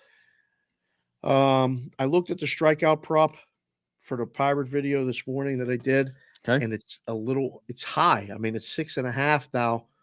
The alternate one at 5.5, the price to go over that is really excessive in a lot of places. So I stayed away from that. But I expect Keller to have a good game. This is when you hand the ball the ace. You hand the ball to your ace and say, go win us a game, or at least give us a shot. I went over 18 outs from Keller today. So he's got to get 6 innings. 6 innings and a third. He's got to get an out in the 7th. It was big plus money. Okay. So I don't see it. I think the Marlins are going to knock him out, but the Marlins are going to knock him around today. That offense from the Marlins is good. At home, it's great. Oh, Perez and company, they can hit the ball, they can score. I just don't trust Keller because he's been in June. He's just not been good. So if we're doing better to book it, I would book that bet from you. Okay. I would book that on that. Right. Giants have won 10 straight games. Another bet the streak. Yes. It's only 140 against the Padres today. Yes, it's coming up. Game starts very soon, actually. Right? Let's see. Yeah, all these getaway day Thursday. Yeah, game starts in 30 minutes. So if you're watching the show live, again, thank you for being here. Hit the like button, hit the subscribe button. Like Chef Betty says, don't be a bum, hit the thumb. San Francisco, yes. Wood against Snell. The Padres have won, twice all season when Snell starts games? You're only laying 140? Yes. What's that face for? What'd you just see? Shams. Washington and Golden State are close to trading Chris Paul to the Warriors for Jordan Poole. Chris Paul gets to play with Steph Curry. Chris Paul might get his ring with the Warriors. How about that? Oh, my. And I guarantee you this, Draymond Green was not going to stay unless Jordan Poole got traded. That report, I have no evidence besides just my own brain, but they had to break those two up. Poole was bad anyway. He was horrible in the playoffs, but that punch destroyed that entire season last year. Not that it was Poole's fault, but he could not stay. If Draymond was going to stick around and opt back and sign again and come back to the Warriors, Jordan Poole was not going to be a part of that team. Chris Paul is going to be the point guard. That's going to be real. By the way, the Giants are plus money today against the Padres, not minus. They are? Yeah, the Padres are favored. That didn't make any sense. I was like, I saw the same thing. They've won 10 games in a row. Yeah, they're dogs against Snell. Oh, yeah. Okay. They're plus 140. Sorry. I apologize on that. I thought I read that being minus 140. Giants. Thank you, Addison. Even though they won 10 straight games. How about that? Yeah. You get plus money on the Giants winning 10 games in a row? Yeah. How is that not a bet? That's what I say sometimes. I used to say that in the book. I'm like, guys, yeah, I know it's Snell. I know he's great. Blah, blah, blah, blah, blah. Oof. Giants have won 10 games in a row. It's 2-1 in the 8th inning right now. Cleveland, A's. A's have lost 7 straight. It may be 8. 2-1 Cleveland. So they're losing, but they're winning on the run line. Covering still. the run line. Yeah. Keep on covering the run line. So this team, I mean, talk about going from the hot story in Vegas to being crickets in the wake of the Stanley Cup parade. We're not even hearing anything anymore about this. Right? This has been this is Strange. quiet. Very How they like strange. it. It's how they like it. They can do all their work in the quiet, in the confines of the shadows, and no one needs to ask any questions about how they get this thing done. I can tell you this: I picked up Yanitsi today, Tony. We're gonna have to have him on the show. He's a senior producer at MLB Network. He's Nice. He's a good kid. He's here at a bachelor party. Okay. All New York City guys, Yankee fans. So the banter will be interesting back and forth. They're all under 30. Oh my. They're coming to turn it out. I said I don't know if I can hang, but I got a guy who can hang who might. And I volunteered your services. Great. Thank you. I appreciate that. They know who you are. Two of them watched the show. Nice. They said he's a good dude. Nice. But I went and picked him up and we drove. They said, where are they putting that stadium? I said, right over there where that building is. And there's nothing but still traffic now on a Thursday morning. Like, oh, good idea. That's a good idea. Yeah. And I was like, and he goes, where are they going to put all the rest of the stuff? That I said, all right here. He goes, where's the hockey arena? I said, right over there. It was like, he's like, what, they're putting all this stuff right here? I said, yes. It's going to be crazy talking. By the way, you've interviewed Yager before, haven't you? On the show? No, just in your career. Oh, back in the day when I was an intern at KDK, of course, yes. So Gretzky, we were just invited to interview Yager and Gretzky next Wednesday. Nice. If you want to go and do it. Let's go. So I'm gone, but you can do it. But yeah, that's where at? Circa. Oh, sweet. They're coming in. So they're unveiling the exclusive collector's item by a memorabilia company, Top Legends. Oh. So it's a media Q&A at 4:00 Wednesday with Wayne Gretzky and Jaromir Jagr. Oh, sweet. So all right, we'll see. You can go ahead, go deck in your Penguins gear. You can go ahead and talk to Jagr about everything going on. Oh. Could be fun.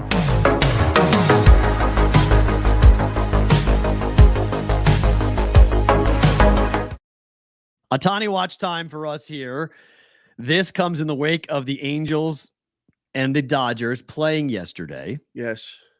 Report out of the LA Times has it that Shohei does not like the cold weather. No.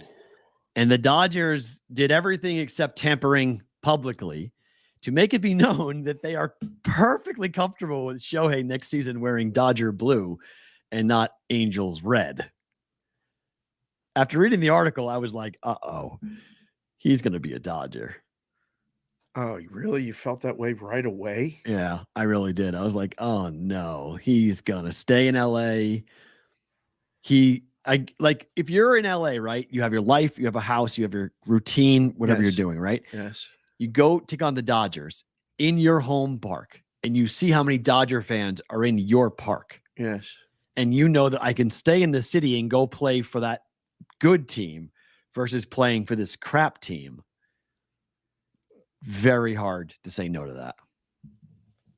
I don't even I love the Ohtani watch and I love the graphic. And I got to tell you, when you're listening to it on audio, it pops. It woke up one of the girls. They're like, what was that? And I'm like, it's the Ohtani watch. We do it every day on the BVB. And Jessica's like, is there a graphic for that too? I'm like, oh, you should see the stinger. Sonic did an unbelievable job. It pops right on the screen and audio. So I love the segment, but I don't like it today. I don't want this to happen. Although I could see it happening. Can we stay in the AL? No. No. I think Ohtani's going to go to the Dodgers. After reading the LA Times article and reading Dave Roberts' quotes, reading what Ohtani said, the report about he does not like cold weather. He likes his life. He likes California. He likes Los Angeles. Dodgers are going to pay him as much as anybody. If he's down in Orange County and he got to go up at 4:05 or to 5 to LA every day, he ain't going to like that. He'll like the money. He'll buy multiple houses. they're going to sign him for $50 million a year. He's going to have a 10-year, it's going to be a $500 million contract. It's going to be the biggest contract in the history of sports. $500 million? Yes. Him on the free agent market. He's going to command the most money we've ever seen. $50 million a year. How many years? 10 years? I mean, how long do you want it for? It's going to be 6. a big, okay. Have you seen teams sign a guy of his caliber to a 6-year deal? No, but he pitches and he hits. 10 years. It's going to be a 10-year contract. You can't do that for 10 years. There's been plenty of guys. Miguel Cabrera should have gotten 10 years. He got 10 years. He didn't pitch. Okay, he hit. Look at him now. He can barely run to first base. He waddles. I mean, it's. Oh my goodness! Wow. That's what baseball does. Baseball overpays. They always go on the. Look at the contract for Aaron Judge. I mean, I got the Angels stuff, thinking he was going to be on the Angels. I think he's going to be a Dodger. I really do. I think Ohtani's going to wind up staying in LA, but I think he's going to go and be with the Dodgers. And what happened to the Seattle thing? He don't want to go cold. to Seattle. Cold. It ain't cold in Seattle. They play in a dome. It's cold compared to LA. Well, yeah, it's cold compared to LA. Okay. LA is nice and toasty warm, and it's year-round sunshine, and it's a lot of glitz and glamour. And he goes to the Dodgers. He's already a big star anyway. He goes to the Dodgers. He's nuclear. He's a superstar. He's mega. He's definitely not going to Pittsburgh because it's cold in Pittsburgh. Nor Boston, nor New York. It kind of crosses off the Yankees and the Mets. He doesn't like cold.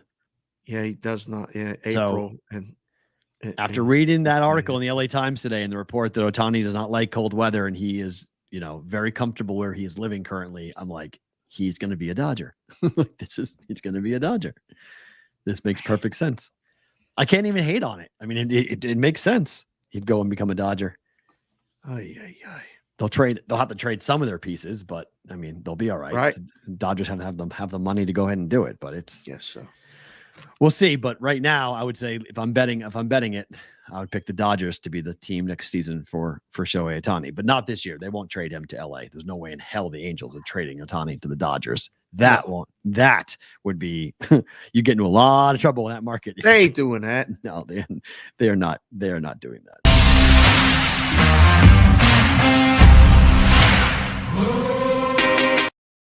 It's time for the Brigade Proxy NFL story of the day. Music's email pretty good too. brigadeproxy@gmail.com. Yeah. To come in. We got a bunch of people coming in over the next couple of weeks. Yep. Making appointments and people signing up. It's going to be a busy month of July, Mr. Sharapan. I know. We're going to be running around like crazy coming up here for this. Okay. For those of you that sign up at Circa, you will get a hat like this if you sign up for the Survivor contest with us. You can sign up for the Survivor. You can sign up for the Circa Millions. The Westgate is starting to take signups on July 1st. We're going to get some more details about that. We'll know that before the show, before you go home. Yep. But a lot of things going on with the contest. You should fly out to Vegas and sign up.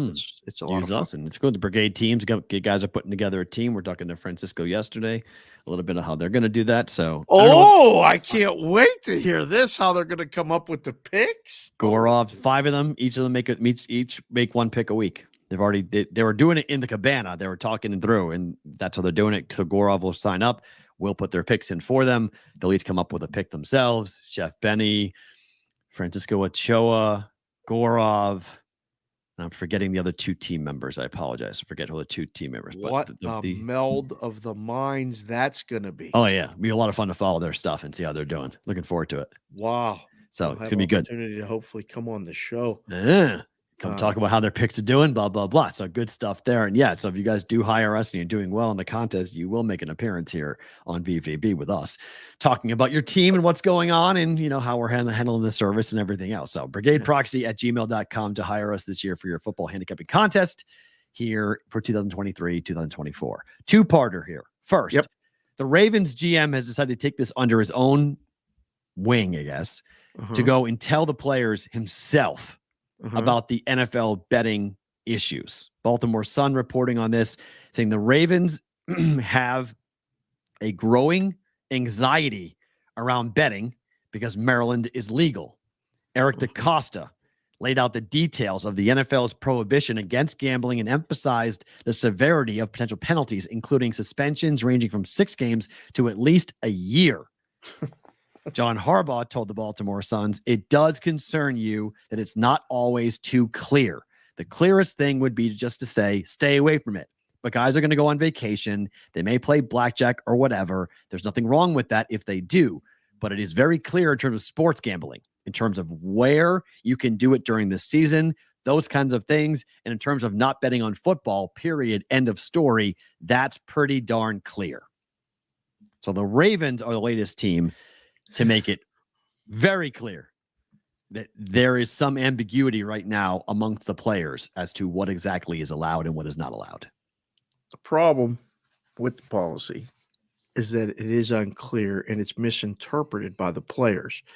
The problem for the teams is that the enforcement and the penalties are severe, harsh, and kind of unknown.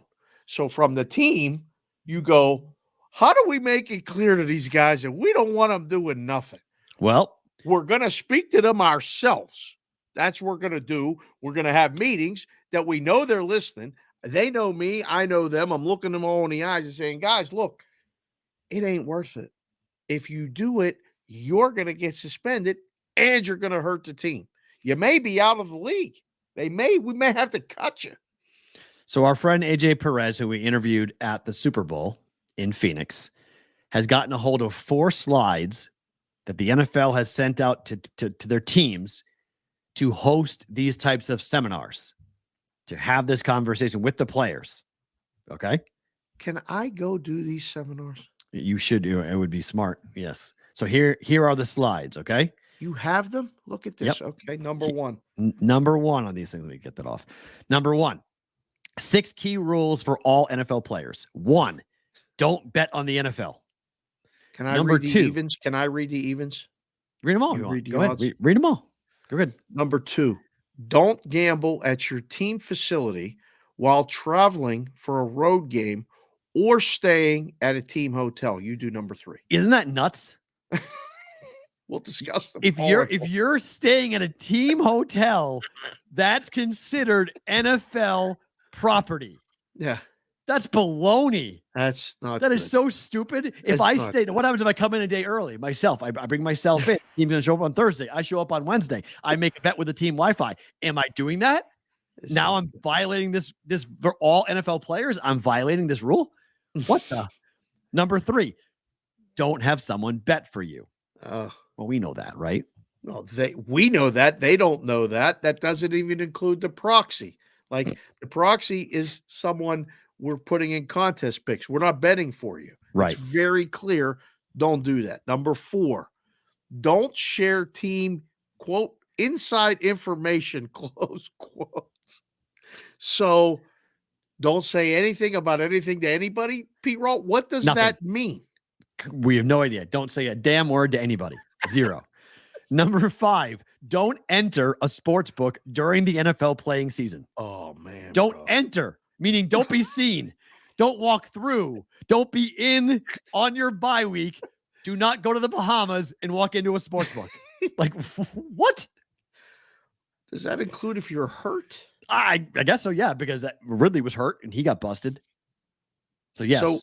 So if you want to meet me, and I like to meet at the book because there's only one Can't do book, it. we can't meet in the book. Nope, can't do it. Not allowed. Number 6, don't play daily fantasy football. Really? Don't play it. Not even like 0 tolerance. Nothing. No fantasy football. Nothing. By the way, there's NFL players with podcasts recommending DFS plays. Say it again, Ronaldo. Why'd you whisper that shit? Austin Eckler hosts a podcast telling people what to pick for DFS. What the hell is going on? This This only is slide ridiculous. number 1. I mean, don't play don't play fantasy football. But can I host a podcast to tell everybody else what to do for daily fantasy football? Maybe. The hell is going on with that? That's the stupidest thing ever. I don't know. I mean, what? It gets worse. This is not the end. Let's talk about more detail on rule number 1. Don't bet on the NFL. Don't ever bet on any NFL game, not even $1. Don't bet on your team's game, another team's game, the outcome, point spread, parlay, prop, future bets on NFL, period, zip, zero, none. It's pretty clear, is it not? Includes all NFL events such as NFL Draft, Combine, Pro Bowl, NFL flag events, and NFL honors. MVP stuff. Oh, wow. Can't bet on any of it. Man. Can't bet on any of it. They continue. We're Slide number closing the vice slide. grip on. Now there's more detail on rule number 2. Don't gamble at work, including from your phone. Don't bet on anything when you're at your team's facility or stadium, including the parking lot. Oh, boy. On a team road trip, you can't bet on a team plane, a team bus, or a team car, or the team hotel, or other team business. In summary, don't bet on anything while at work. Here's my question, Dave. Yes, sir. If I'm on a 5G connected device, Yes, sir. on a team, plane, and or bus, Yes, and I'm sir. not going through the Wi-Fi. Sorry, Okay. Will. How the fuck do you know I'm doing this? Because you can know with a Wi-Fi connection because you own the Wi-Fi. So, but if I'm on a tower, you now you plug on my phone? Oh. Are you using some type of tracking methodology to find out what I'm doing? Because that's a violation of my privacy. You can't know what I'm doing on my phone unless you have access to my phone, which is Wi-Fi, which is when I send out the signal to DraftKings or FanDuel or whatever, that's what dings the Wi-Fi. On the tower, you got to have my phone to know if I'm doing this. Like a bug. Yeah, Like you're gonna have a tracking device. You got to be right. tracking me. You got to be knowing what my phone is doing. So, did the books have to tell them when they're on the 5G and they're like? I don't know. Is it It on just the books seems. to catch them, or how's that work? I don't know. And then finally, the last one. This is unbelievable. This is another slide. Can I read this one? Go ahead. Okay, the rule that applies to coaches and staff: don't bet on any other sports. Whoa, Yep. team sports. This is the best one. Team sports, including MLB, NBA, NHL, MLS, EPL. Individual sports, including PGA, ATP, WTA, WWE. College sports, including team and individual sports. Multi-sport parlays. International sports or tournaments such as the World Cup or the Olympics.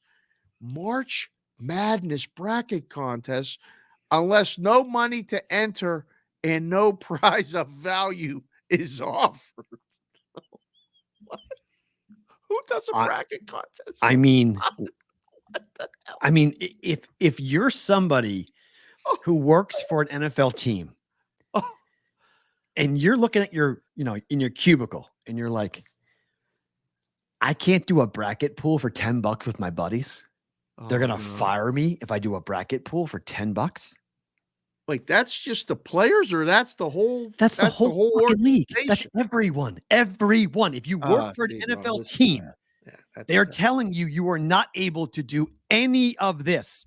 Nothing. You can't bet on any of this stuff. You Oh, can't do a man. bracket contest. You can't do sport No. parlays. You can't do anything No. if you work for an NFL team. That's not good. It's not enforceable. Well, you just said the quiet part out loud, but I mean, It's not enforceable. So- it's the dumbest so- thing ever. So, It's so stupid. so What we're does gonna betting get- on March? What does if I'm a ticket guy and I work for the Green Bay Packers, I work for the Houston Texans, and Right. I'm a ticket guy, and I'm in charge of selling blocks of tickets to the Boy Scouts. Right. Why the hell can't I do a bracket pool? What the hell is the harm in that? Who am I hurting by doing that?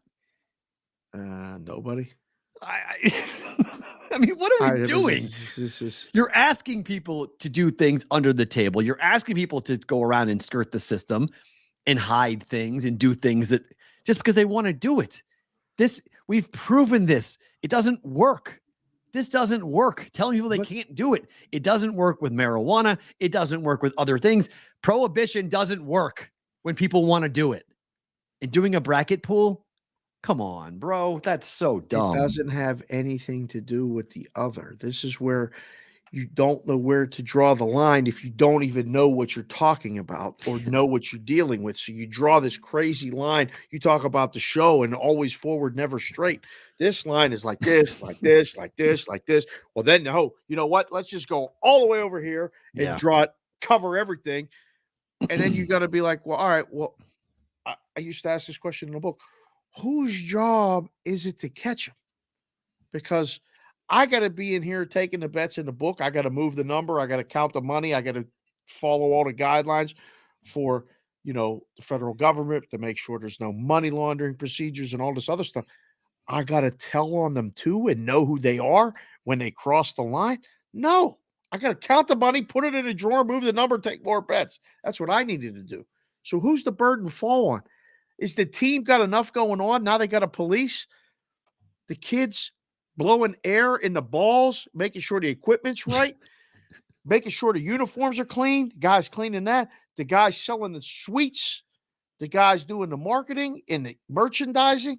What in the hell are we talking about right now? I don't understand. Like you've now conflated. You're basically saying a March Madness bracket is gambling, which some states think it is. Some states say it's not. Some states do not consider it gambling. It's a game of skill. It falls under daily fantasy. Telling your employees that they can't do anything gambling-wise, they can't bet on anything, I think is incredibly stupid. It's really dumb. Well, they're going to do it anyway. Gamble and have been doing it for a long time. They're going to get mad. The first thing they're going to go is, wait a second. Why was this up until since the beginning of time until now legal and now it's not? Because you can't tell me that this is going to. Well, no, it was always illegal. It was always, you couldn't bet as an NFL player or NFL employee because you were doing it offshore. That was always made illegal. But when it legalizes offshore, in your state, a bookie, this or that. But now it's legal in your state, and you're saying to somebody who works at the Baltimore Ravens, you can't bet on the Washington Wizards or the Baltimore Orioles. You can't bet on those sports because you work for us. It's part of the employment agreement. You're not able to bet on any of this. It has nothing to do with football. It's the dumbest. You have legal sports betting in your state. The March Madness pool in spring training for most major league teams is a gigantic team building thing. They fill most offices. It is right. Most offices. Big money. It's fun. It's a cool thing. Even if it's for $10 and you get 100 people in it, that's $1,000. The top 3 place finishers get money. Everybody's competing. Everybody's talking about, Lucy in accounting who won. Right. Or Bobby in marketing how did he have UConn all the way to the final? Right. Like that, and it's bragging rights for a year. Yeah. You're out. Fun. You're out. That's it. And so in fantasy football, it's kind of the same way. I mean, fantasy football is just, it's a camaraderie building thing. It's like, okay, so if I've been doing a fantasy football league for 10 years with my buddies, I go to work for the Bengals. All of a sudden, I can't do a fantasy football league because I work for the Bengals. Like, wait, what? Stinks. I mean, like, I can't do any, like, what are you talking about? Like, I can't do, why? It's, I don't know. Thanks to AJ Perez for posting that on Twitter. That was phenomenal from Front Office Sports to get a hold of that because that was really fun to kind of look at that and go, I would love to be in the room while those slides get put up and watch the players' reactions and then watch, because every team is doing this with their employees. They're doing the mass big seminars, having somebody up on stage, some law enforcement person is up there telling them, this is why you can't do it. And what like the thought bubbles are in the heads of the people who are being told that they can't do this. The boys in the chat said the last slide said for coaches and staff, not players. So that's even worse. Correct. The last slide is only for employees. It's got nothing to do with players. This is players for employees. No, this is for non-players. This is coaches and staff. This is non-players. This applies to the coaches and the staff. This is nothing to do with the players.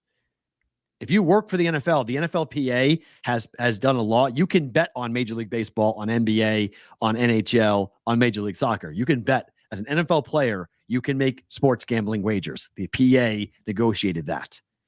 This is for the ticket guy. This But- is for the people who work for the team. So Danny in merchandising can't do it, Correct. But the player But- can. but Mac Jones can. Correct. Yes.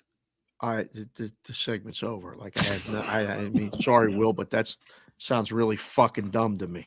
Yep. It is. Remember, I met the guy from the Green Bay Packers in their front office, and He told wouldn't me come into the book. he wouldn't step foot in the book. He said, I can't even step foot in the book. I won't even go near it. I'm like, really? He's like, yeah, I won't even go look at it. I won't even put my foot in it. He wouldn't go to Circa. He's like, I can't go to Circa. They're known for sports. Even if I go there for gambling, I can't because people are going to think I'm there for sports betting. He wouldn't even go there. It's ridiculous. It's absolutely ridiculous. Sports Grid, thank you so much. We'll talk to you guys coming up tomorrow for the first time this week. We actually can give it to you on YouTube and Twitter. Bonus time.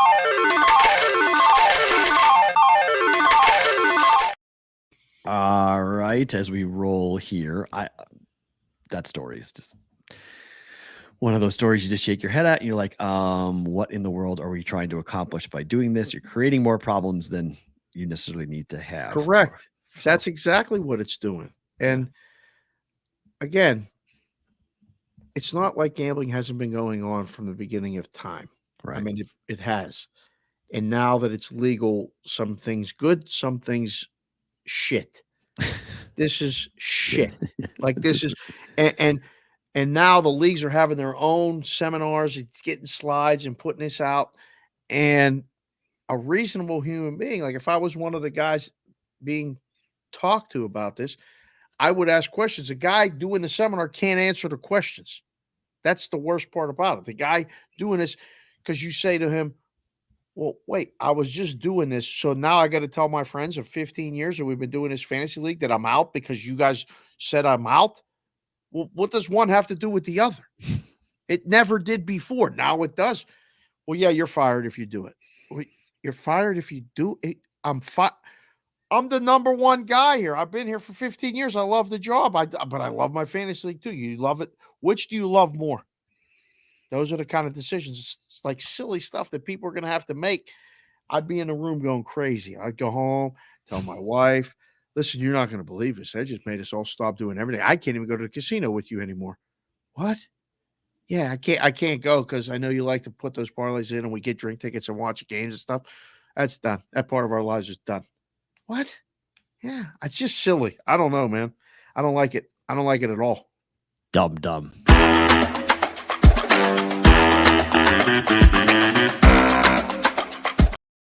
Better to book it time. Well, your Pirates are playing litter on today. Yeah. 7.5 is too low. I think this game's going over. Marlins are going to score. Pirates are going to score. Braxton Garrett, 6.35 ERA at home. Mitch Keller's 5.19 ERA. Thought about going first 5 on the over, but I think the bullpens are tired for the Pittsburgh Pirates at the moment. So I think if you get to the Pirate bullpen, you can get Keller out of there by 5 or 6 innings. You can do some work on that bullpen. I think those are all good arguments. I like it over, but I like the Pirates. I like the Pirates to score today. That's okay. I don't care. They can score 9 for all I care. Right. 9-0 is fine. Pirates can win the score. They're Just due give to break out. They haven't scored more than a couple runs in like a week. Hit the losing streaks 9. Well, they scored 3 last night. They scored 6-3 thanks. was the final to the Cubs. Nice. Great. So, well, let's go 3 again. I feel pretty good about chance to go over. So yeah. I'll say bet this, but it's 7 now for the people watching. It's 7 everywhere. There's no more 7.5. So what's 7.5 overnight? Last night, Did a little line history look. Minus 110. What's the pro? Sorry, even money. I got even money on this last night. Okay, so 7 over minus 120. Okay, pretty much consensus. There's a 25 and there's a 15. Okay, just people being a little bit different, but wow, the risk you take is the Pirates' offense, right? Like, yep, that's why. Yep, that's why it's 7.5. But I think they can score. I think Garrett can give up. He's got a high strikeout rate, but I think he can score. So, second bet, Rays Royals. I like the Rays team total better. It's 4.5 heavy juice to the over, but it was not available overnight last night. So I had to bet the over 7.5 versus Rays team total. I would prefer it because it's McClanahan. I would much prefer to go Rays team total over. That's a better bet in my mind, but I made this bet. I like both. I think Ray's team total over is a better bet, but we'll go here. We'll risk it doesn't fall 5-2. Right. That's or 5-1. But if you bet them both, you bet team total over 4.5 and game over 5, you're down the juice if you do that. If you're doing 5-2 final. Right. So that's why I like betting them both. You can bet team total and you can bet Rays. I hope it's 8-1. Me too. me too. Make it easy. The daily take a shot at the Kansas City Royals portion of the show. Sorry, JC from KC, but Pirates and the Royals in baseball. I mean, take a look. On a light day, and then finally Wake Forest plus 125. It's now plus 140 here against LSU because I have a future on LSU at 435 to 1 or plus 435 to win the College World Series. Yeah, you got to do this. You owe it to yourself to do this, right? Winner of this game. I think Wake could win, but Paul Skeens going. You got the big horse going for LSU. So a lot of people like LSU today. What's Wake to win it all? Right. They were laying. They had to lay juice before it. Oh yeah, no, I know that, but that's not now. See what is now. My guess is probably we might be 4-1 now to win it all. That makes be a good bet. It's a good call to you. Let's see, baseball, College World Series to win it all. Wake is plus 270. 270. LSU plus 195. They like Florida plus 115. Florida's really good. I'm not debating it, but I think LSU or Wake can beat Florida. Again, it gives you options. If you take the Wake Forest to win it all, you guarantee yourself the team in the final. And bet off of that. Oh, I like that. I like that. Yeah. But you have to have the LSU future. But if you have the LSU future, I don't mind that. You have the LSU future. Now you bet the Wake Forest future plus 270 just to make sure you have a team in the final, and then you can do whatever you want. Plus 115 on Florida is interesting because that means that right now they might be the favorite, or it's going to be pick 'em. You'll be able to do whatever you want after that. So you could be able to bet the individual games, or you'll be able to bet the series and lock it in and do all this stuff. So McClanahan to record a win minus 130 in that Royals game. That's not a bad bet either. The problem with that is that he's got to go 5. Correct. He goes 4 2/3. The Rays are wonky. They can pull people out for no reason. I don't trust them. That's tough for me. The reason why I see people in the space are getting in love with the strikeout prop and the record a win prop and all these different. They're just narrowing it down. You're bringing the variables.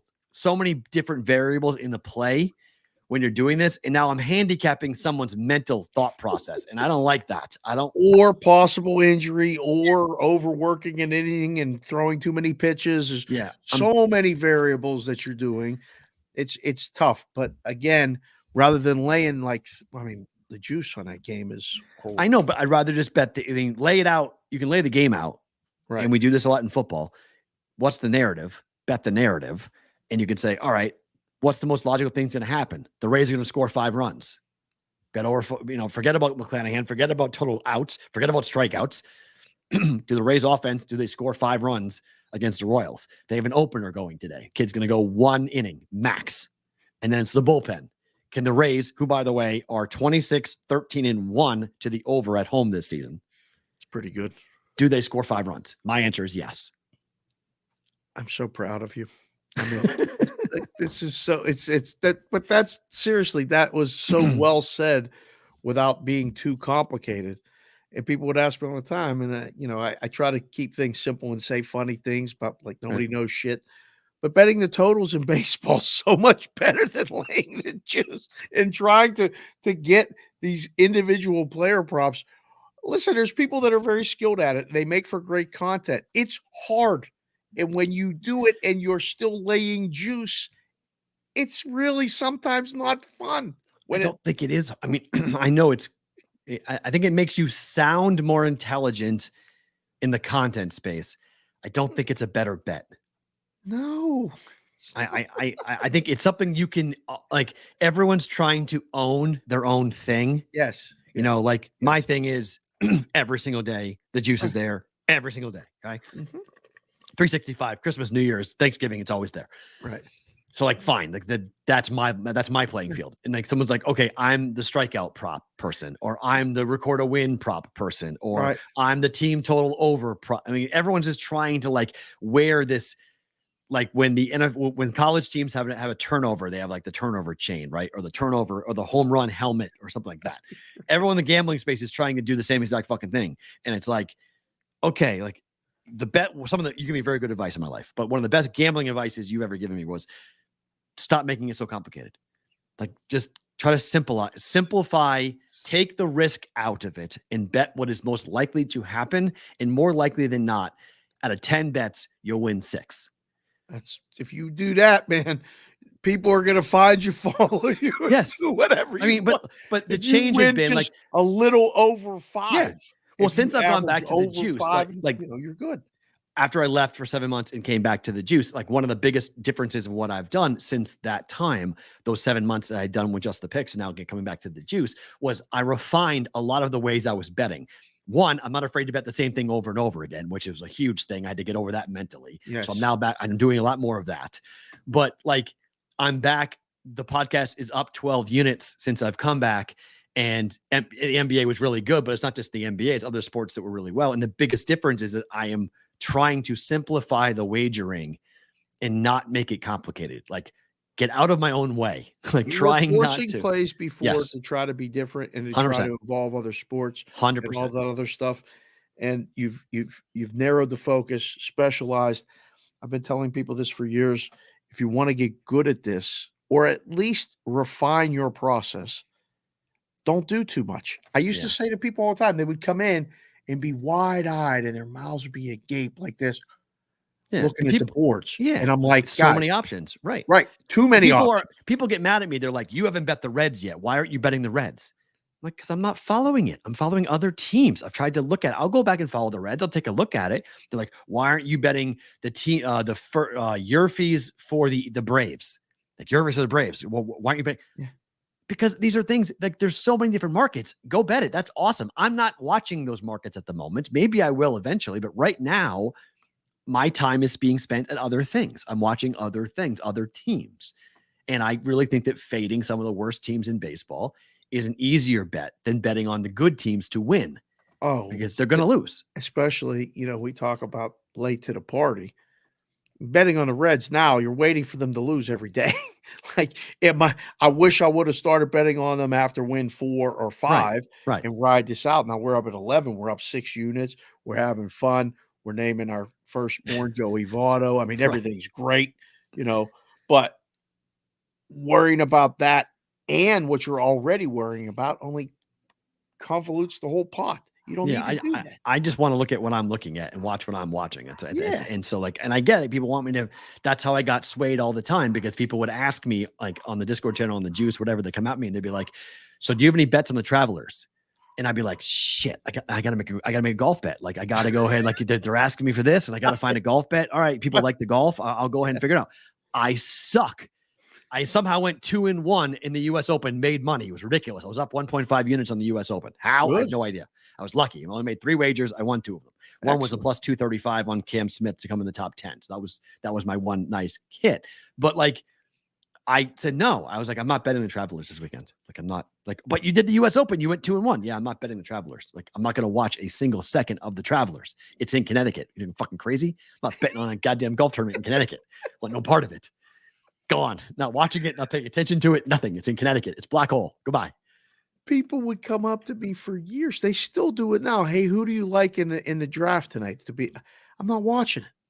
Well, what do you mean? How do you don't know? No, I'll watch it. Who do you like? Well, I think, it's going to be Scoot. All right, good luck. Well, don't you know? No, I'm not. I don't. It's okay to say, I don't know, or better yet, ask them what they like and then just keep the conversation going. I don't know who's going to win tonight in the Pirates and the, Miami Marlins.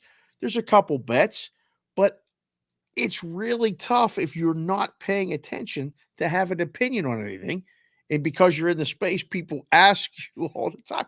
Welcome to, this is the same. I've been doing this 40 years. My dad's friends used to ask me, Dave, who do you like in a game? Which game? What do you mean? I don't know why. Well, I was thinking about that game. Well, who do you like today? Well, I like the Bengals +7. Well, I don't care about that game. I wanted to know who you liked in the Cowboys game. Well, you asked me who I'd liked. I told you. So those conversations are tough, but you're doing good. That's good. You don't have to like anything in some stuff. Favorite thing about today is what? Well, two things. One, the drive home last night was long. What time did you get in? Dark. We got in at 2:00, about 1:30 in the morning. Ouch. As we were coming up towards the hill, Jessica, she drove the whole way until then. And then she goes, "Are you good?" And I said, "Yeah, I'm good." Why? She goes, "I'm pulling over. You're driving home." Yeah. And I was like, "Oh." And stopped the car on the side of the road, the van, got out. She was asleep before I got in the driver's seat. She literally got in, closed her eyes, and went to sleep like that. Wow. And I drove home, unloaded the car. The dog was very happy to see us. It was a lot of fun. So we're back home. One, that's my favorite thing about going away is coming home. But two, took a nap, got up, did the pirate work, and then went down and picked up Tony and Max, two guys from New York. One is a an FBI guy. What time do they land? They landed at 8:30 this morning. That was not a red eye? No, they left it. I think 5? It's 5:45 or 6 a.m. was their departure time. That's an early time. And they got in early. Oh, yeah. You always get in early. Yeah. Oh, well, they always do. I mean, it's just how it is because they give you depending on how the wind is coming against the jet stream, they always give you 5.5 to 6 hours to land, and it normally takes 5. So okay, so generally, they got in. Normal. Yeah, they got in a little bit early, and I picked them up. We're gonna hook up and hang out. They're gonna be here all weekend doing a whole bunch of debauchery things. Good weekend for it. And I told them, I'm like, guys, look, the weather is perfect. Yeah. Like you want to be outside. We got out of the car last night, Perrault. You weren't lying. We were cold. I was like, the wind was blowing up here at the house. It was in the high 60s. Told you. And I was like, this is amazing. It's 4 hours away. 4 hours and 10 different minutes. Climate entirely now. Everything was different. Yep. It was crazy. So the weather, the boys are in town, the show, and coming home is always a good fun. Yeah. So are you following at all this Elon Musk versus Mark Zuckerberg MMA story at all? Somebody sent me a text and said, "What would you make the line?" It's what are you talking about? Tell me, please. Well, our friends offshore already did. So they're going to do this? Well, I mean, Elon Musk is running his mouth. And so here comes Zuckerberg, and Zuckerberg says, send location. Now, for anybody who is an MMA fan, when someone says send location, that is a reference of Habib and what Habib used to say to people that used to threaten him. And he would just say, send location. Like, I don't need a fight, send location. Mark Zuckerberg, there's a show called The Terminal List on Amazon Prime. And there's this character named Steve Horn that's on this show. And he basically is like this rich guy who wants to be a Navy SEAL. He pays all these people to go and run him through SEAL training over and over again. He never was a SEAL, but he wants to pretend like he's a SEAL. He's got the tattoos like he's a SEAL, never a SEAL. Mark Zuckerberg reeks to me of the type of guy who would hire the highest level black belt Brazilian Jiu-Jitsu coaches to teach him how to be a legitimate BJJ specialist. I wouldn't fuck with Mark Zuckerberg if you paid me to. I don't think people have any idea because one book has it at -500. People are like, who's the favorite? Zuckerberg against Elon Musk. Zuckerberg's been training mixed martial arts for years. Zuckerberg paid Dana White. Remember during the pandemic, he shut down the building for only him and his friends to watch the event. I think it was in Jacksonville, to watch the MMA event so he could have a front row seat during the pandemic. Zuckerberg is smaller than Elon Musk by a ways, but Elon Musk has been outwardly saying that I don't train all that often. You don't just learn mixed martial arts in a couple of months.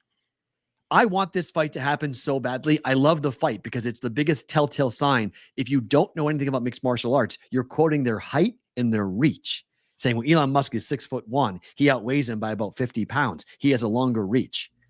Like if you guys ever want to learn legitimate self-defense, Brazilian Jiu-Jitsu is designed for the 125-pound guy to kill, not fight, kill the 200-pound guy. It is the biggest don't fuck with me thing in all of combat sports. If Zuckerberg's even like a purple belt in BJJ, he will eviscerate Elon Musk in the first round. It won't even be, it would be so, I want this fight to happen so badly. It would be so fun to watch because I don't care. He's 5'7", he's 140 pounds, look like a dweeb. I don't care. This is the beautiful thing about BJJ. This fight going on right now on Twitter, everyone's arguing. I'm like, telling on yourself. This is great because you know nothing about mixed martial arts. And like J-Dawg Betts and I last night, we're going back and forth on this on Twitter. And like J-Dawg's a big MMA guy. He understands this. He knows this. Those who know. My favorite thing about today is I want that to be real. I want this fight to actually happen and let us all watch it if we can do it. I feel like you're being a mark. Like this fight's not going to happen. They both are saying they want to do it, but yes, it's possible. But I mean, we've seen stupider fights in the world. I mean, McGregor fought Floyd. So, I mean, why not? We've seen celebrity boxing happens all the time. Why not? I mean, this could happen. It's not impossible. I just think it's phenomenal. When he said send location, I was like, oh no. I was like, Elon Musk is in big trouble. You're in big trouble. Like Zuckerberg knows exactly what he's going to break your elbow in half. What a great response. Because it's a hat tip to those people who know MMA. Right. It's like, oh no, yeah, he's got that. I mean, I wouldn't put him past him to have Habib as his trainer. Like he could have the best, like, he has more money than God and he's got more time to know what the hell to do with. He's built these whole, like, his gym is supposedly this whole MMA inside studio thing he's built for himself. And like, no way. I would not play around with Mark Zuckerberg. I don't care what he looks like. I don't know who won the frozen t-shirt contest yesterday at the thing. That. The Otter Pops are also known as Freeze Pops. Yes. Back east. Why are they called Otter Pops? Is that the brand? I think that's the brand. They call them out west. Jessica was laughing because while we were driving home listening to the show, she's like, boy, one, that baby wouldn't stop crying for that little bit of short time. And I said, yeah, that little girl was annoying as hell. And number two, she's like, boy, you can really hear those girls clearly on the microphone. I'm like, Jess, they were walking around the pool while I was doing the show. And she's like, you can't mute them? And I said, no. How? There's natural noise. Sound. Yeah. Like, I don't know what to tell you. So a couple tied up those loose ends for the people. But very cool for the remote shows. Tomorrow, boys and girls, Roll Call Friday. Should be a lot of fun. Hopefully you all will be here nice and bright and early. And you never know. Maybe we'll start at 11 a.m. Pacific time, 2 p.m. Eastern. Hopefully we got a guest too. If we pull that off, that would be, we could have a tremendous guest tomorrow that we'd be really happy if he's able to join us coming up tomorrow. So stay tuned for that. Matt, Dave, Matt, however you want to do it. Roll Call Friday.